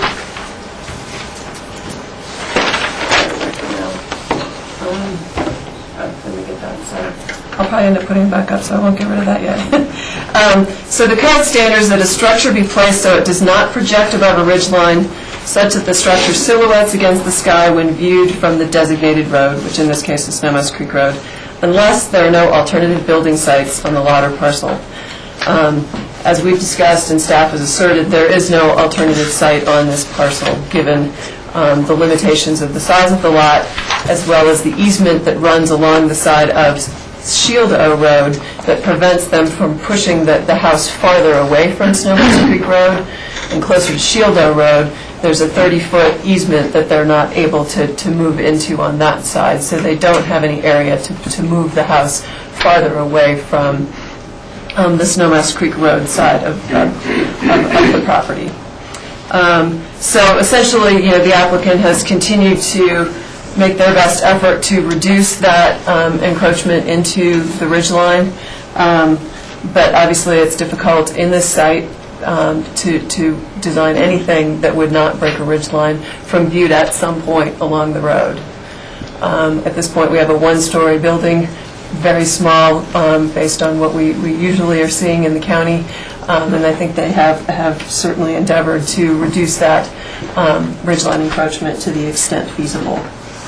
The next issue was the cut bank that's below the property, that's on the lower side of the property adjacent to Snowmass Creek Road. There were concerns raised about drainage, and as well as if that slope is stable and if the construction would impact the stability of that slope. The site plan has been reworked in order to direct drainage away from the cut bank and down to the northern end of the parcel, which is the end getting towards the intersection of Shieldo and Snowmass Creek Roads. The applicant has also proposed a plan to revegetate the cut bank with native grasses. They would provide temporary irrigation in an effort to try and provide more stability to that cut bank. Obviously, it's difficult given the steepness of it, but they could try and improve that with some revegetation. The applicant's engineer, Roger Neal with High Country Engineering, had reviewed the site and asserted that there's little to no chance of the building construction having a risk of slope failure. Again, that would be the impact on the cut bank, and that's given the setback from the road to the residence. So he was looking at where the foundation of the residence would be placed, the separation, the distance from that to the toe of that slope, and felt that from an engineering perspective that would not have an impact. He does say, they'll have to do a foundation study when they come in for building permit, which is standard. Somebody at that time would look at the actual foundation design to make sure that that's not doing anything to destabilize that slope. But that's something that comes in a more detailed design once they're going to building permit. So that's the issue related to the cut bank. And the last issue was the Snowmass Creek Road right-of-way and the required setback from that right-of-way. The code requires a 50-foot collector road setback from Snowmass Creek Road, and the code states that that is measured horizontally from the edge of the right-of-way. As we discussed at the last meeting, staff was not able to find any information to show that there was a defined right-of-way for Snowmass Creek Road or an easement on the parcel. So our determination was that the road setback would be measured from the edge of the existing roadside ditch that runs along Snowmass Creek Road. That's essentially the edge of what the county maintains, the surface of the road and the ditch adjacent to it. The residence as designed here, the new version, complies with the required yard setbacks as well as the 50-foot Snowmass Creek Road setback. There are certain encroachments into setbacks that are permitted by the code, such as grading, the terrace and absorption field for the on-site wastewater treatment system. Again, those things comply with the code, can be allowed in a setback. It's really the 50-foot is most pertinent to the actual structure, and the structure does comply with that setback. At the last hearing, you were presented with some plats for several subdivisions along Snowmass Creek Road, showing that the county had obtained right-of-way or an easement for Snowmass Creek Road at that time, and seemed to demonstrate an intent on the part of the county to establish a 60-foot right-of-way along Snowmass Creek Road. Again, we've looked at our records. Nothing has been dedicated on this property or an easement granted. So essentially, we're looking at a prescriptive right-of-way for the area where the road is located and maintained, again, as I described, to the edge of that ditch. And so we would be measuring the 50-foot setback from that point. So essentially, I think that's it on that issue.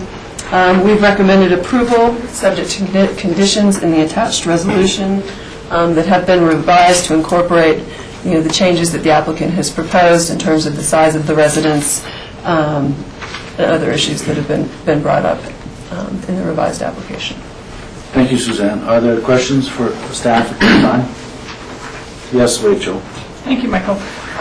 In looking at the resolution that you have attached in the packet, Suzanne, I see that item number 3 is reflective of the new proposal, that the floor area shall be limited to a maximum of 1,474 square feet, and the height shall be less than 20 feet as shown on the attached elevations. But then item number 9 says no development in excess of 30 inches or 30 feet. I'm trying to understand whether the two... This is just a standard condition, the 30-inch condition, that this is what we allow within the setbacks.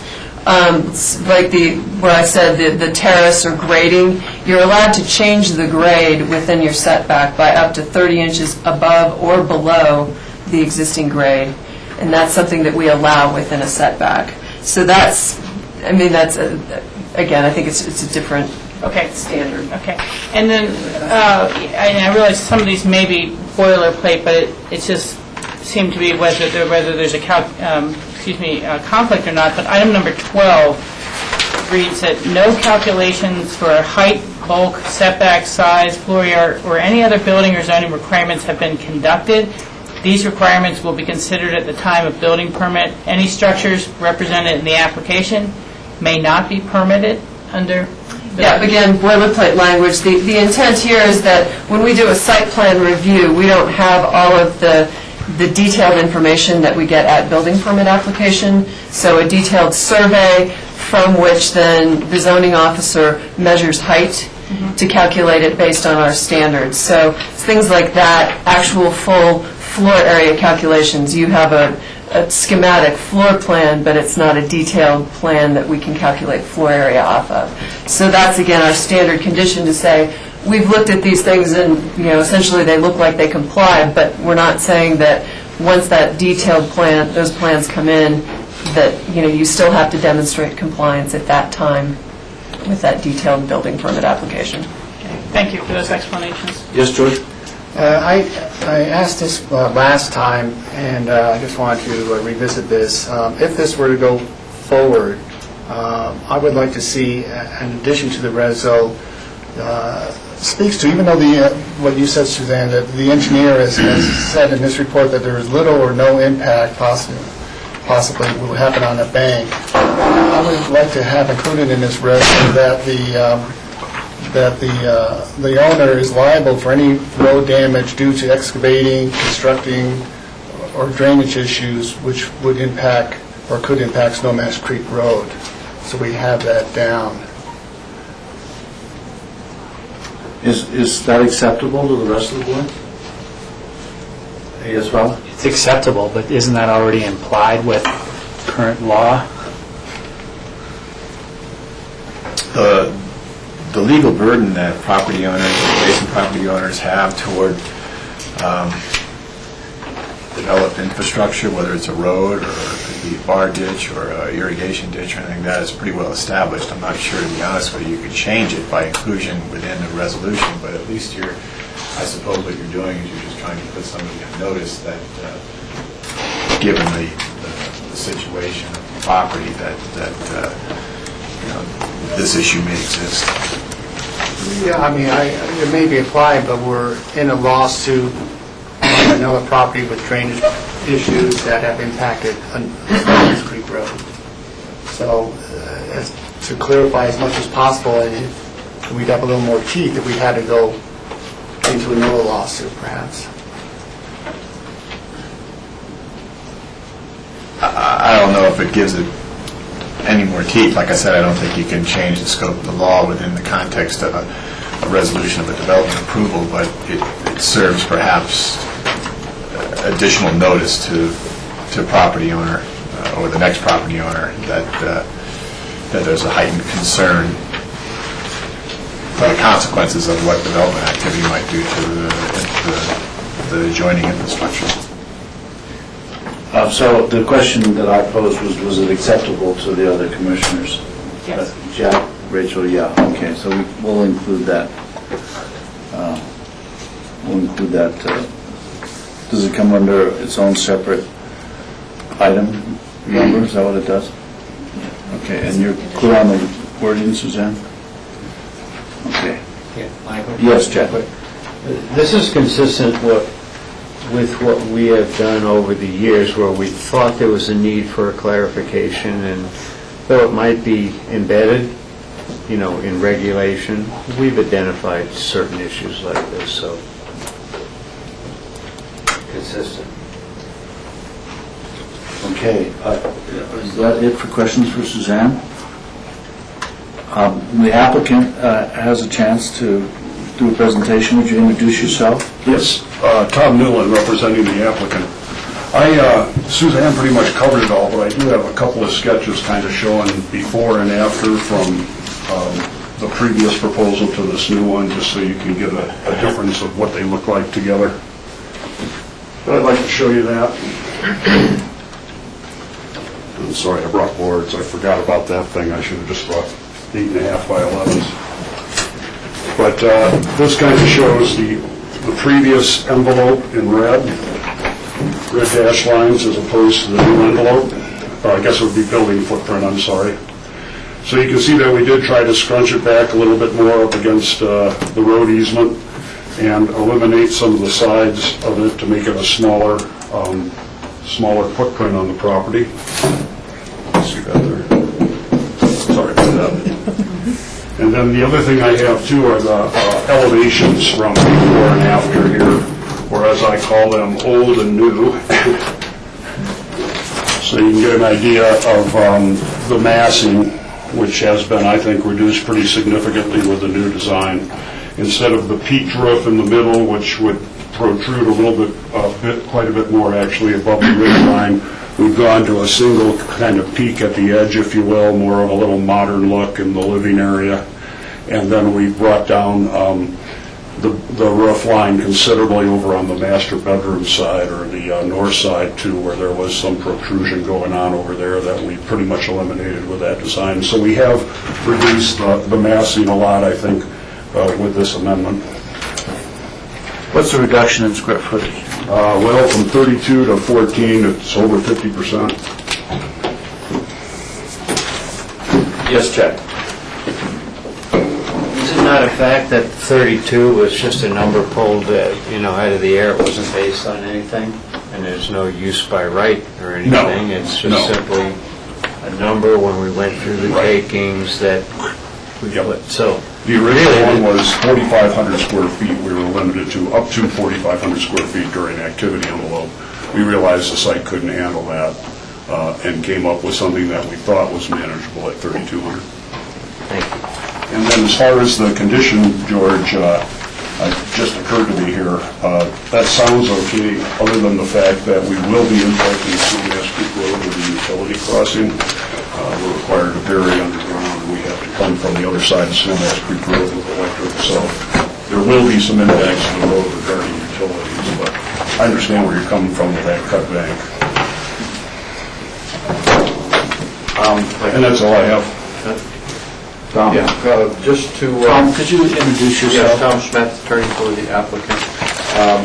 Just to follow up on that last point, I agree with John, there's a law, if we damage the road, we have to fix it, whether there's a condition or not, so there's no objection to that condition. But it would be good, I think, to recognize what Tom is saying, that there could be, during construction, some temporary activity in that road, and we'd have to obviously restore it to its prior condition, but we wouldn't want to be precluded from the temporary disturbance. I don't know if it'd be prior condition, Tom, or as much as it would be the condition that met our county engineer's condition. And then on the condition 12, which, excuse me, which Rachel asked about, a suggestion to make that second sentence more clear, may not be permitted, suggests maybe perhaps isn't allowed, and based on Suzanne's explanation, it might be more accurate to say that structures represented in the application may not comply with building code or zoning regulations rather than may not be permitted under, because obviously they might be, a permit could be issued for them, but it might be clear to say may not comply with. Other than that, I don't have anything to add. John, are you looking at that? I saw it before, I'm not looking at it right now. I can Okay. get through it. I don't have any problem with Tom's suggestion. If that's Okay. the question. Okay. Are there, Tom, is that it for your presentation? Thank you. Are there questions of the applicant by the board? Yes, Jack? Yeah, Tom, I'm wondering, now that I understand parking garage has been eliminated, how will the parking work on the site? I don't know if you need the site plan again to be up there, but how is it going to be accommodated? Yeah, basically it'll be accommodated with all-street surface parking that is removed from the 30-foot easement as required by the easement. There's ability to park 2 cars, even 3 cars in that large parking area you can see out there on the right side of the building on the floor plan.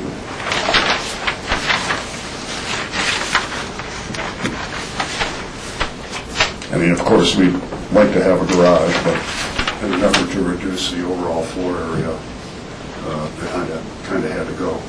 And Suzanne, Michael, may I continue? Suzanne, so when this really goes for a building permit, there have to be a lot more specifics as to where the parking is, elevation, grade, and all of that. That would all come out in their grading plan. I mean, technically, the code only requires 2 off-street parking spaces. It looks like they have the ability to provide more than that in that area. But right, that would... Yeah, I would hope if this is approved, there is more than 2 parking places. 2 is not realistic, and, you've got to accommodate the need on site, not on the road. Right.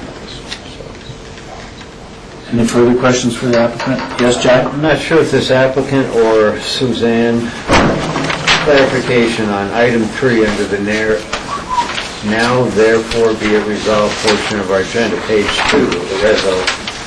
Item number 3, it says the 1,474 square feet of floor area is exempt from growth management. Without the use TDRs or growth management allotments, why is that latter portion in there? There would not be any ability to expand this home as proposed under the 1474. Right. It's essentially that's just stating that they don't need a TDR or an allotment to even build that 1474. They have a development right. It could just say that the 1474 is exempt from growth management And I guess actually, I think we discussed last time, and I don't know that I captured, a specific statement saying no more floor area. Yeah, and I would Your intention. ask us to clarify that and maybe do end it with growth management, because that's it, period. I mean, we know we're not, the applicant has in no way proposed the use of any other strategy to increase size, because there's no increase in size.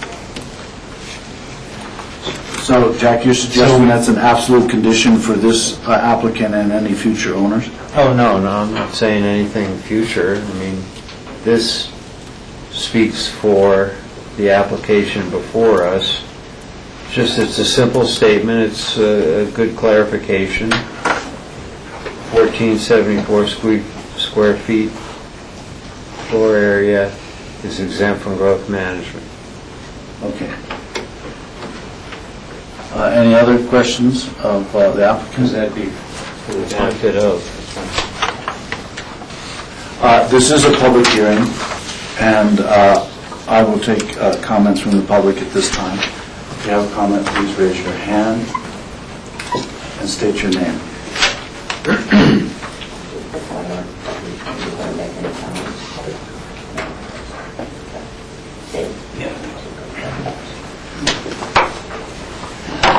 My name is David Nixon. I live at 727 Shield O Road. I spoke at the last hearing as well. I still have 3 concerns about this property. The first, as I stated previously, is the breaking of the ridge line. I appreciate the efforts that Tom and company have made to reduce the overall size of this property. My second concern is, now that there's no garage, there's a significantly increased parking area which will accumulate snow, and that snow will have to be removed. I'm not sure I fully understand the irrigation plan that was put forth, but assuming that that snow gets pushed off that parking area onto the cutback, that exacerbates the drainage issue that we were previously concerned about, regardless of which direction it's pushed, whether it's pushed down toward the intersection or off to the side. And notwithstanding, and I think what has been proposed in terms of the liability is a good idea. If in fact that cutback does collapse and it falls onto the road, then it's going to prevent access for all the homeowners for the time that occurs. So that's a serious concern for me, and obviously for those who live further up Somas Creek Road. And my third concern continues to be just the overall sort of inappropriate use of this piece of property to put any structure on it. It's just a tiny piece of property. I understand the development rights and all of that, but I still believe it's simply not a piece of land that should be developed.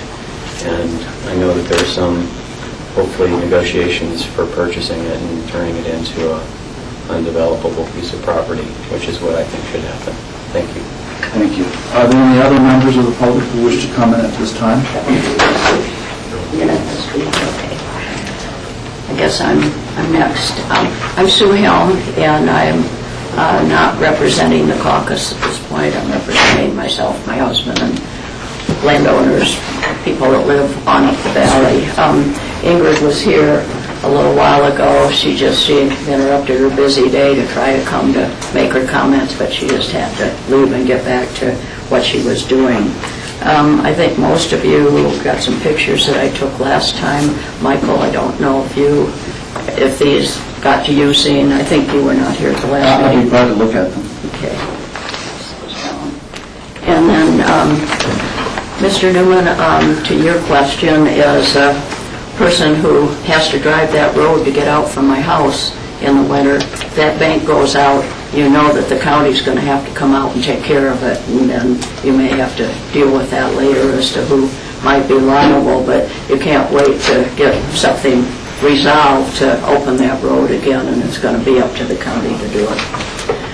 I was here a month ago trying to nicely point out the problems with this lot and the negative impacts it will put on the area.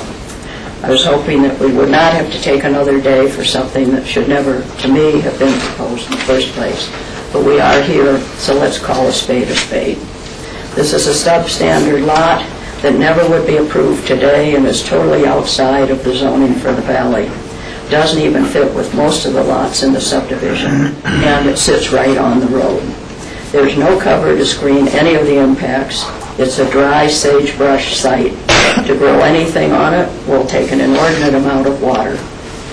You have pictures of the bank showing the erosion with no disturbance on this lot and in the area.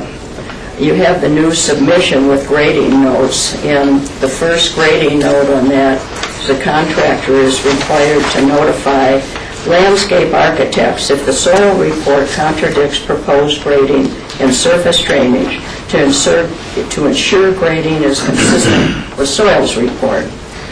Well, is this just going to be a problem that's passed on to some unsuspecting buyer?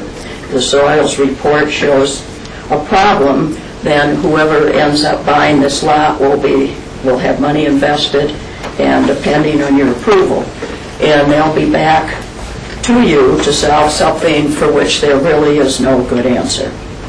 There will be a parking lot on the edge of this bank. I don't see how there's any place for the snow to be plowed but over the bank. Mr. Johnson last time pointed out the road easement required in other places in the valley, and I think that should be consistent throughout the valley. There should never be a house here. It breaks the ridge line, which I believe is a violation of county code and consequently a legal reason for denial. I hope that you will help us protect this end of the Snowmass Creek Valley, so when the neighbors don't have to pay to try and protect the valley, so that everyone that lives in the valley or travels that road to the Wilderness Trailhead does not have this box and parking lot in their face. And something that I'm sure is important to all of you and to all of us in this day of constrained budgets, that the county road department does not have to deal with the impacts from this. I thank you for your time and consideration. Thank you. Are there any other members of the public who wish to make a comment at this time? Seeing none, we'll close the public comment period and bring it back to the commissioner. John, let me ask you a question. If we were to deny this application, what would be the impacts of that? Well, more than likely, the applicant, the current owner, would request a takings determination from the board again, and the board would be confronted with resolving that determination. And that when we deal with a takings determination, we can either allow the building or some form of the building to go forward, or we can give the applicant fair market value for the property? Well, fair market value isn't really the determining compensation necessarily, but then again, the proposed development isn't what's allowed under the underlying zoning either. But I think for an abbreviated discussion that it's clear that this lot is a legally created lot. It's clear that is a legally created lot, and that the lot is entitled to, and the property owner is entitled to expect a reasonable use to be afforded to that property. Otherwise, the county is vulnerable to a legal challenge by a denial of any development approval, and that's just the reality of life. Of life in Picken County. Yes, George. Tom, can you address the comments and concerns about snow removal? Mm-hmm. Sure. I still have my boards here, I think I do. Yeah, we reworked the drainage and grading plan so that we would have positive drainage away from that cut bank. And you can see the parking area right here showing 2 cars. We stepped it back off the bank about 5 to 10 feet before it was like right up against it, about 2 feet. And we've also sloped it away so that drainage won't spill off the side down onto the cut bank. And there's also a good space over here on the side here removed from where the septic system's going to go, and also kind of next to the scrub oak, where the snow could be placed within the property but not on the easement. So I think we've addressed that concern as best we can with the conditions present. And you've got these in your packet, but that's what these dash line drainage represent, is these are drainage catchments that are catching that drainage that would normally want to go over the bank and then redirecting it down to the roadside ditch. So, Tom, let me ask you, so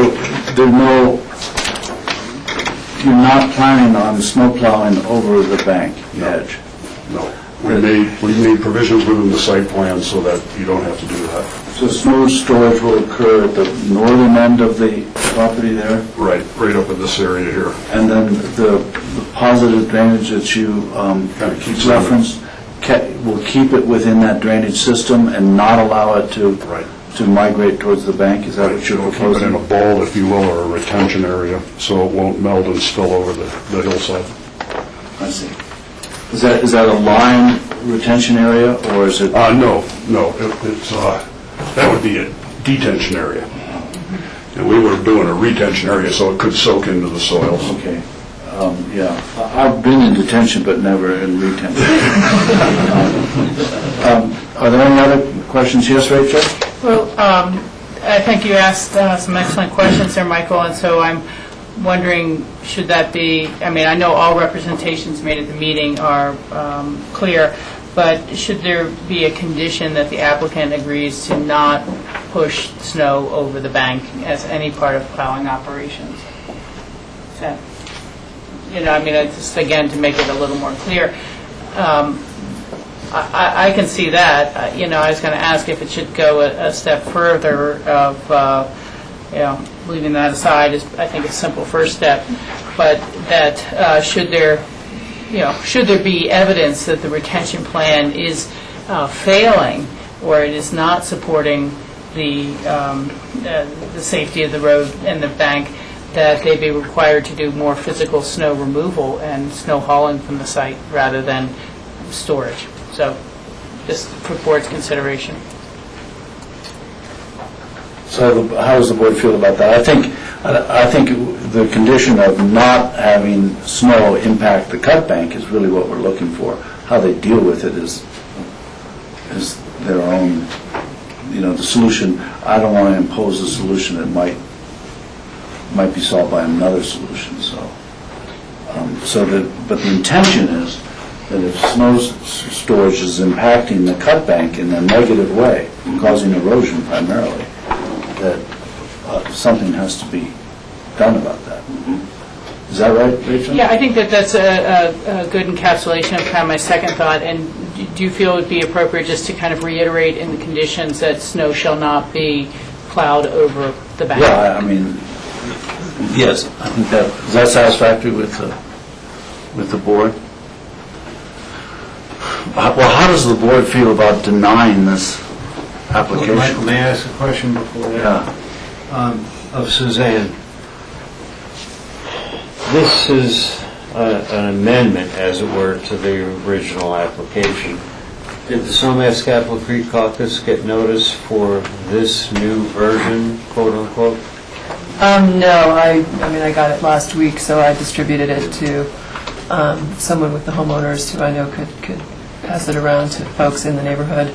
But no, I did not get it to the caucus at that point. So let me ask the question again. I mean, the public comments were essentially that this is an inappropriate lot, that the development shouldn't occur here because it will impact Snowmass Creek Road, so forth and so on. So one of the questions would be, shall we deny this, or what would be the impacts of denying it? Yes, George? Yeah, I don't want to put us in a position where we have to purchase this property. Even though, right or wrong, this property does have a development right. And there's been other properties we've dealt with and recognized that and just had to deal with it. I see the applicant has gone quite a distance in terms of substantially reducing the size of the footprint, addressing some of these other concerns. In terms of the ridge line, I just perchance, I happened to ride my bike up there on Monday to Rhodes End. I just happened to take a right on my driveway, and that's where I ended up. But I did notice along that stretch, in that subdivision, I counted 4 homes that broke the ridge line. 2 substantially broke the ridge line. And then one other house that did not break the ridge line, but it was very prominent and very modern looking. I would not say in character with those other homes. So for this site, which really does not have any alternative to be able to not break the ridge line, and really the minimum distance that someone's going to really see this, along with those other 4 home sites, I think is a fairly small issue. Again, I mentioned this last time, but on West Oakers Creek Road, there was a similar issue with a home site breaking the ridge line, and there was really no other appropriate place, and I wasn't a commissioner at the time, I don't think. And so the board approved that site, and it really does have very little impact, because if you're driving in your car, you buy that probably within 2 seconds, unless for some reason you just wanted to stop, park, and look at it. But I don't think that's really the case. So given all that, and not wanting to purchase this property, and perhaps there's an opportunity for the neighbors to come up with an agreement to preserve it, but I don't see us using funds to do that. So given all that, I would support this application at this point. Let me just, thank you, George. Let me just ask Tom Newland a question. Tom, what's the speed limit on that road? 25 miles an hour. And how long does it take to traverse 150 feet at 25 miles an hour? I did the calculation. I think it's like 5.2 seconds. Okay. Thank you. Jack? I have a question for John Ely. John, you, in your response, articulated that the property owner can expect a reasonable use out of the property, or I would assume the same thing as an investment expectation. When I look at this site, and we've all been here and traveled up and down that road a zillion times, to me, this is a hugely constrained site. This is inappropriate development. It's out of character. I didn't ride a bike, but I've been up there enough to know that I think the homes you're talking about are back further, right, George? Those ridge line? Break the ridge line. Yeah, they're like not in your face like this is. So the question I wouldn't say that, Jack. to John is a constrained TDR a reasonable alternative than development approval? Well, that begs a larger discussion. And then again, you have the discretion not to answer that question because there could be legal ramifications, and I certainly would understand that. Well, kind of what I said. That question That's begs what you were going to say. a larger discussion. Okay. Okay, any other discussion? Rachel? This is clearly a difficult application. It is a very difficult site. I think that there are other communities throughout the county that were subdivided, legally subdivided, created legal lots and expectations of development potential that would not comply with today's code. I mean, this is not a unique site in that sense. It clearly was subdivided before the county had any ridgeline standards. I think the concern for me would be of a precedent that the county, as a government, should begin buying lots throughout the county that are legal lots but are of awkward location or size, or would, quote, change the character of the neighborhood.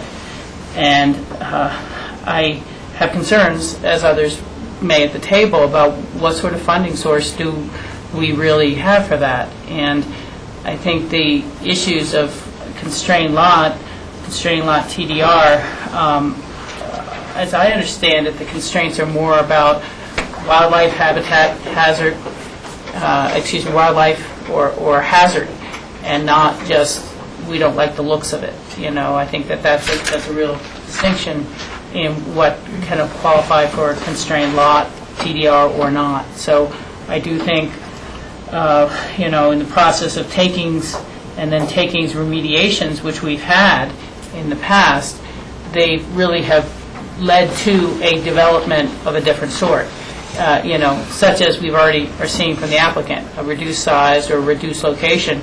But I'm stretching to think if there was a takings hearing where all use was denied and it was fully mitigated by either cash or TDR program.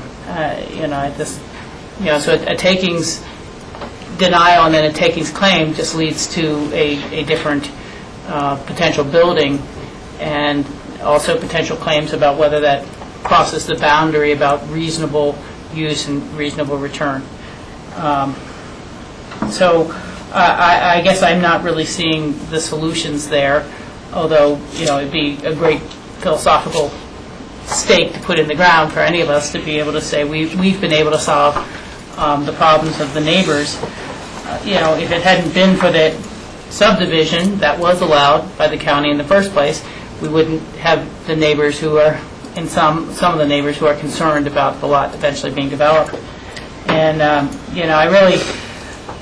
I'd love to see a lot of lots throughout the county not developed. And a lot of them, have changed view planes and changed the community in some way or another. I think back to when I was a child, and my parents had a small beach cottage in Bethany Beach, several blocks off the beach, and there was a series of vacant lots that were right next to the highway, and the houses were back behind that, and they were all zoned commercial.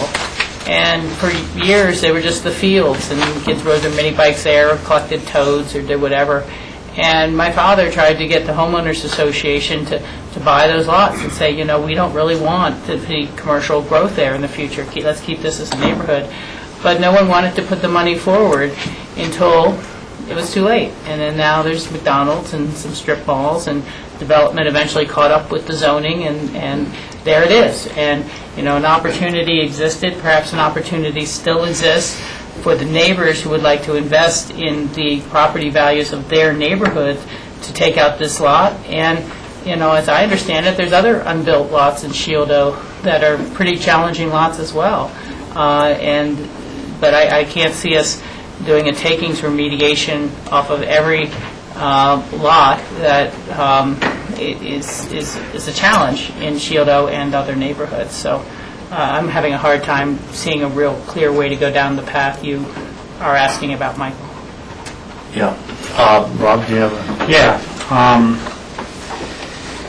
I see that the applicant has made substantial reductions to the mass of this house, and given that, although it probably would not be approved as a legal lot today, it has been approved as a legal lot in the past. And I think they've really worked hard to minimize the ridge line, the breaking of the ridge line. I don't see us going down the road in the circumstance of a takings and taking that liability on as the county. So at this point, I feel it's not an ideal site for a house, but it's a site that it works with the reductions that the applicant has made. Okay. I think we've reached the point where we need a motion. Who's ready to make a motion? I'll make a motion to approve the resolution of the Board of County Commissioners of Pitkin County, Colorado, approving the estate of Marvin Tillman site plan review and activity envelope amendment as adjusted by this board through this hearing. With the With the additions. Is there a second to that motion? I'll second it. Any further discussion? Yeah, I would just like to say, I mean, I hear and I agree with a lot of the concerns of the neighbors. I agree that in today's world, this lot would never receive a development right, but I don't think it's right for us as a board to take away a development right that's been granted. And as much as I understand the concerns, I'm going to have to support that because I think there's some property owner rights that go along with this as well. Yes, Jack? I'd like to clarify with John Ely. John, is this a board-approved subdivision or is it pre?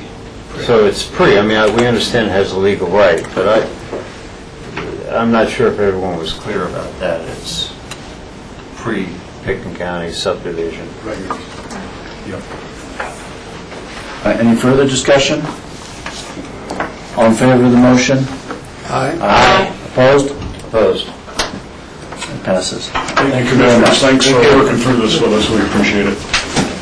Michael, can I ask you to close the public hearing? I didn't hear that. Did you? I don't know if I did or not, but I'm going to right now, Lindy. Okay, thank you.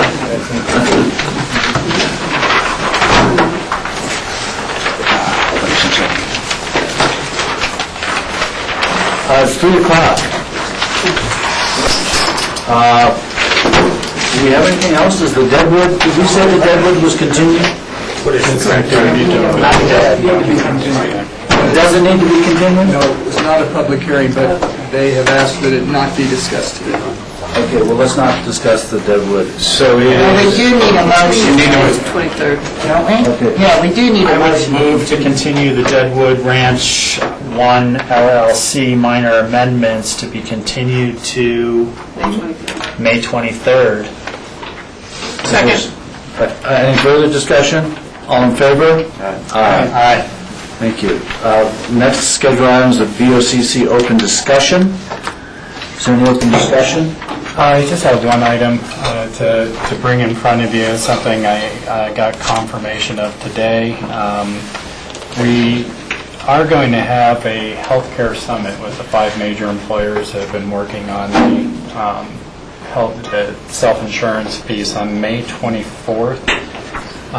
That's going to include a speaker out of Ohio who is the chair of an organization called Health Bridge that is doing has done a lot of the similar types of data gathering and plan design changes that we're looking to do.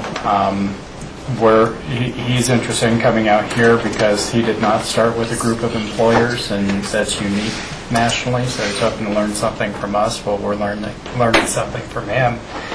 I wanted to see if we might be able to convince a board representative to maybe attend that. It'd be from 9 to 1 o'clock, so it is going to be a pretty significant time commitment on May 24th. And we may not have to answer that now, but I'd like to get that on your radar screens. And maybe. Rachel? I would consider volunteering for that, for the board. I work with the CCI, Health and Human Services stuff, and I'll be the first to say I get confused by all the acronyms and many of the issues going along, but I'm sure it would increase my understanding. Thank you, Rachel. Yes, Jack? Is it any reason why you're requesting at least one, but others may attend? Yeah, I think if there's we're going to be 3, we could notice it or something?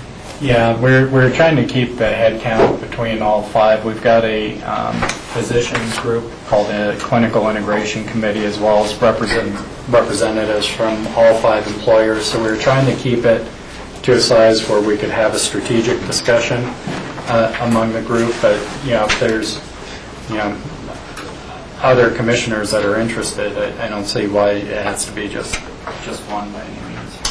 So if you take a physicians group and you call it a clinical whatever, What would you call just a commissioners group? What would be a better, more confusing name? Extremely clinical. Give me some time to doodle on that. I'll come up with a good acronym. That seems to me a danger sign right there. Okay, any other open discussion? Not for me. Yes, Rachel? Yeah, I have, I think, a fairly quick one, and we could follow up on this later. But yesterday in our work session, we had a presentation and discussion of our board retreat follow-up, and because of time constraints, we got a little tight towards the end. I just wanted to add my comment on the focus area number 6, which was developing capacity to proactively identify and respond to threats of quality of life. And I guess my main comment is that while there's infrastructure in terms of this potential of additional funding as needed for travel and for meeting with people outside the county on issues that concern us, my most important element of that is that we are forming internally teams to deal with those issues in such a way that the travel is one thing, but it's the message that you convey when you get there and the preparation of bullet points and the research and things like that. And so I just wanted to be clear that I felt that this is part of how we deal with that board goal as set at the retreat, but it's clearly not enough to just send someone somewhere. It's more about how do we respond at times when it is letters only without travel. How do we prep in such a way that we're effective when we do travel? So it's just kind of a broad comment, and certainly anything you'd like to.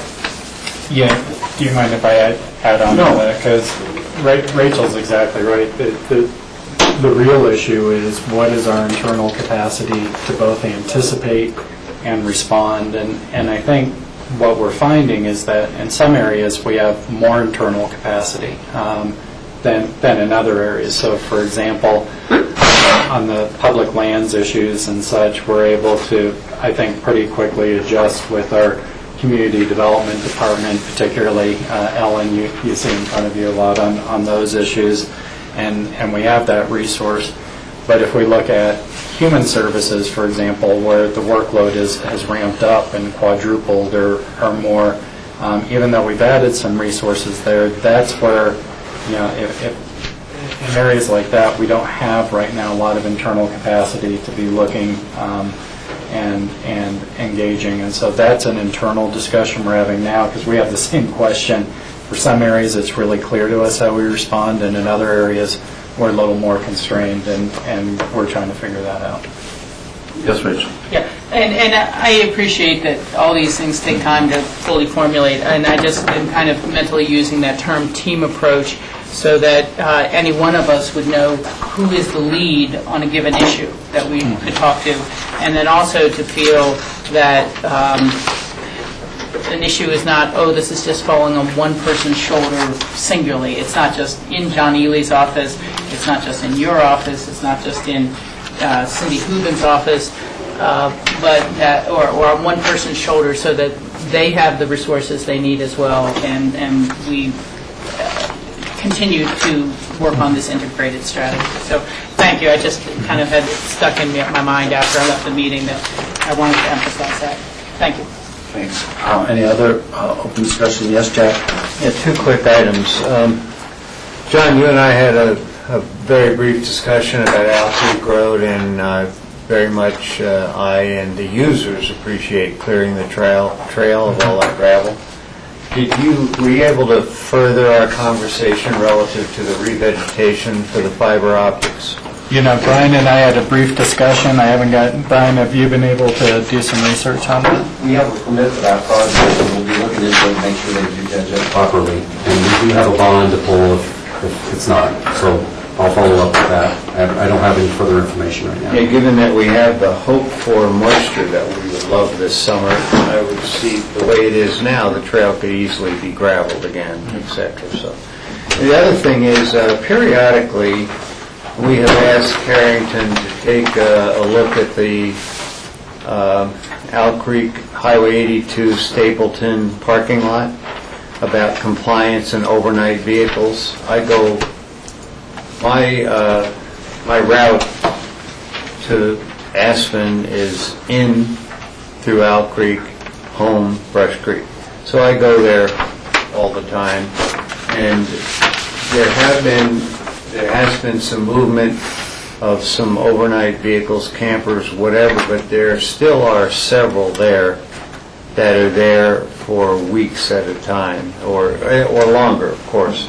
So I'd like them to put some friendly notes on a few vehicles as he might be going by, because he has that under his wing, as he knows how to approach it. I appreciate that, because we just can't store vehicles in public property. Any other comments this time? Do we get a motion to adjourn and then and then we'll do, no? Go into it right now. Just go into it right now. You can take a break if you'd like, obviously. Definitely going to take a break. Don't want to adjourn because then you're done. Okay. So, we need a motion for a special meeting, is that right, John? No, we just need a motion to go into executive session. I believe the board wanted to discuss the, what were we talking about? We were talking about a potential contract with Elam for road construction work, the Aspen Hydro project. In the airport. And airport grant programs. And those will all be pursuant to CRS 246402-4B, attorney-client communication, and as such, we will not need a record or a tape, Lindsay. The easement issue on the bronze? I don't have anything additional to bring up on it today, unless you do. You have? I don't have anything. Is Dale Will present in the building?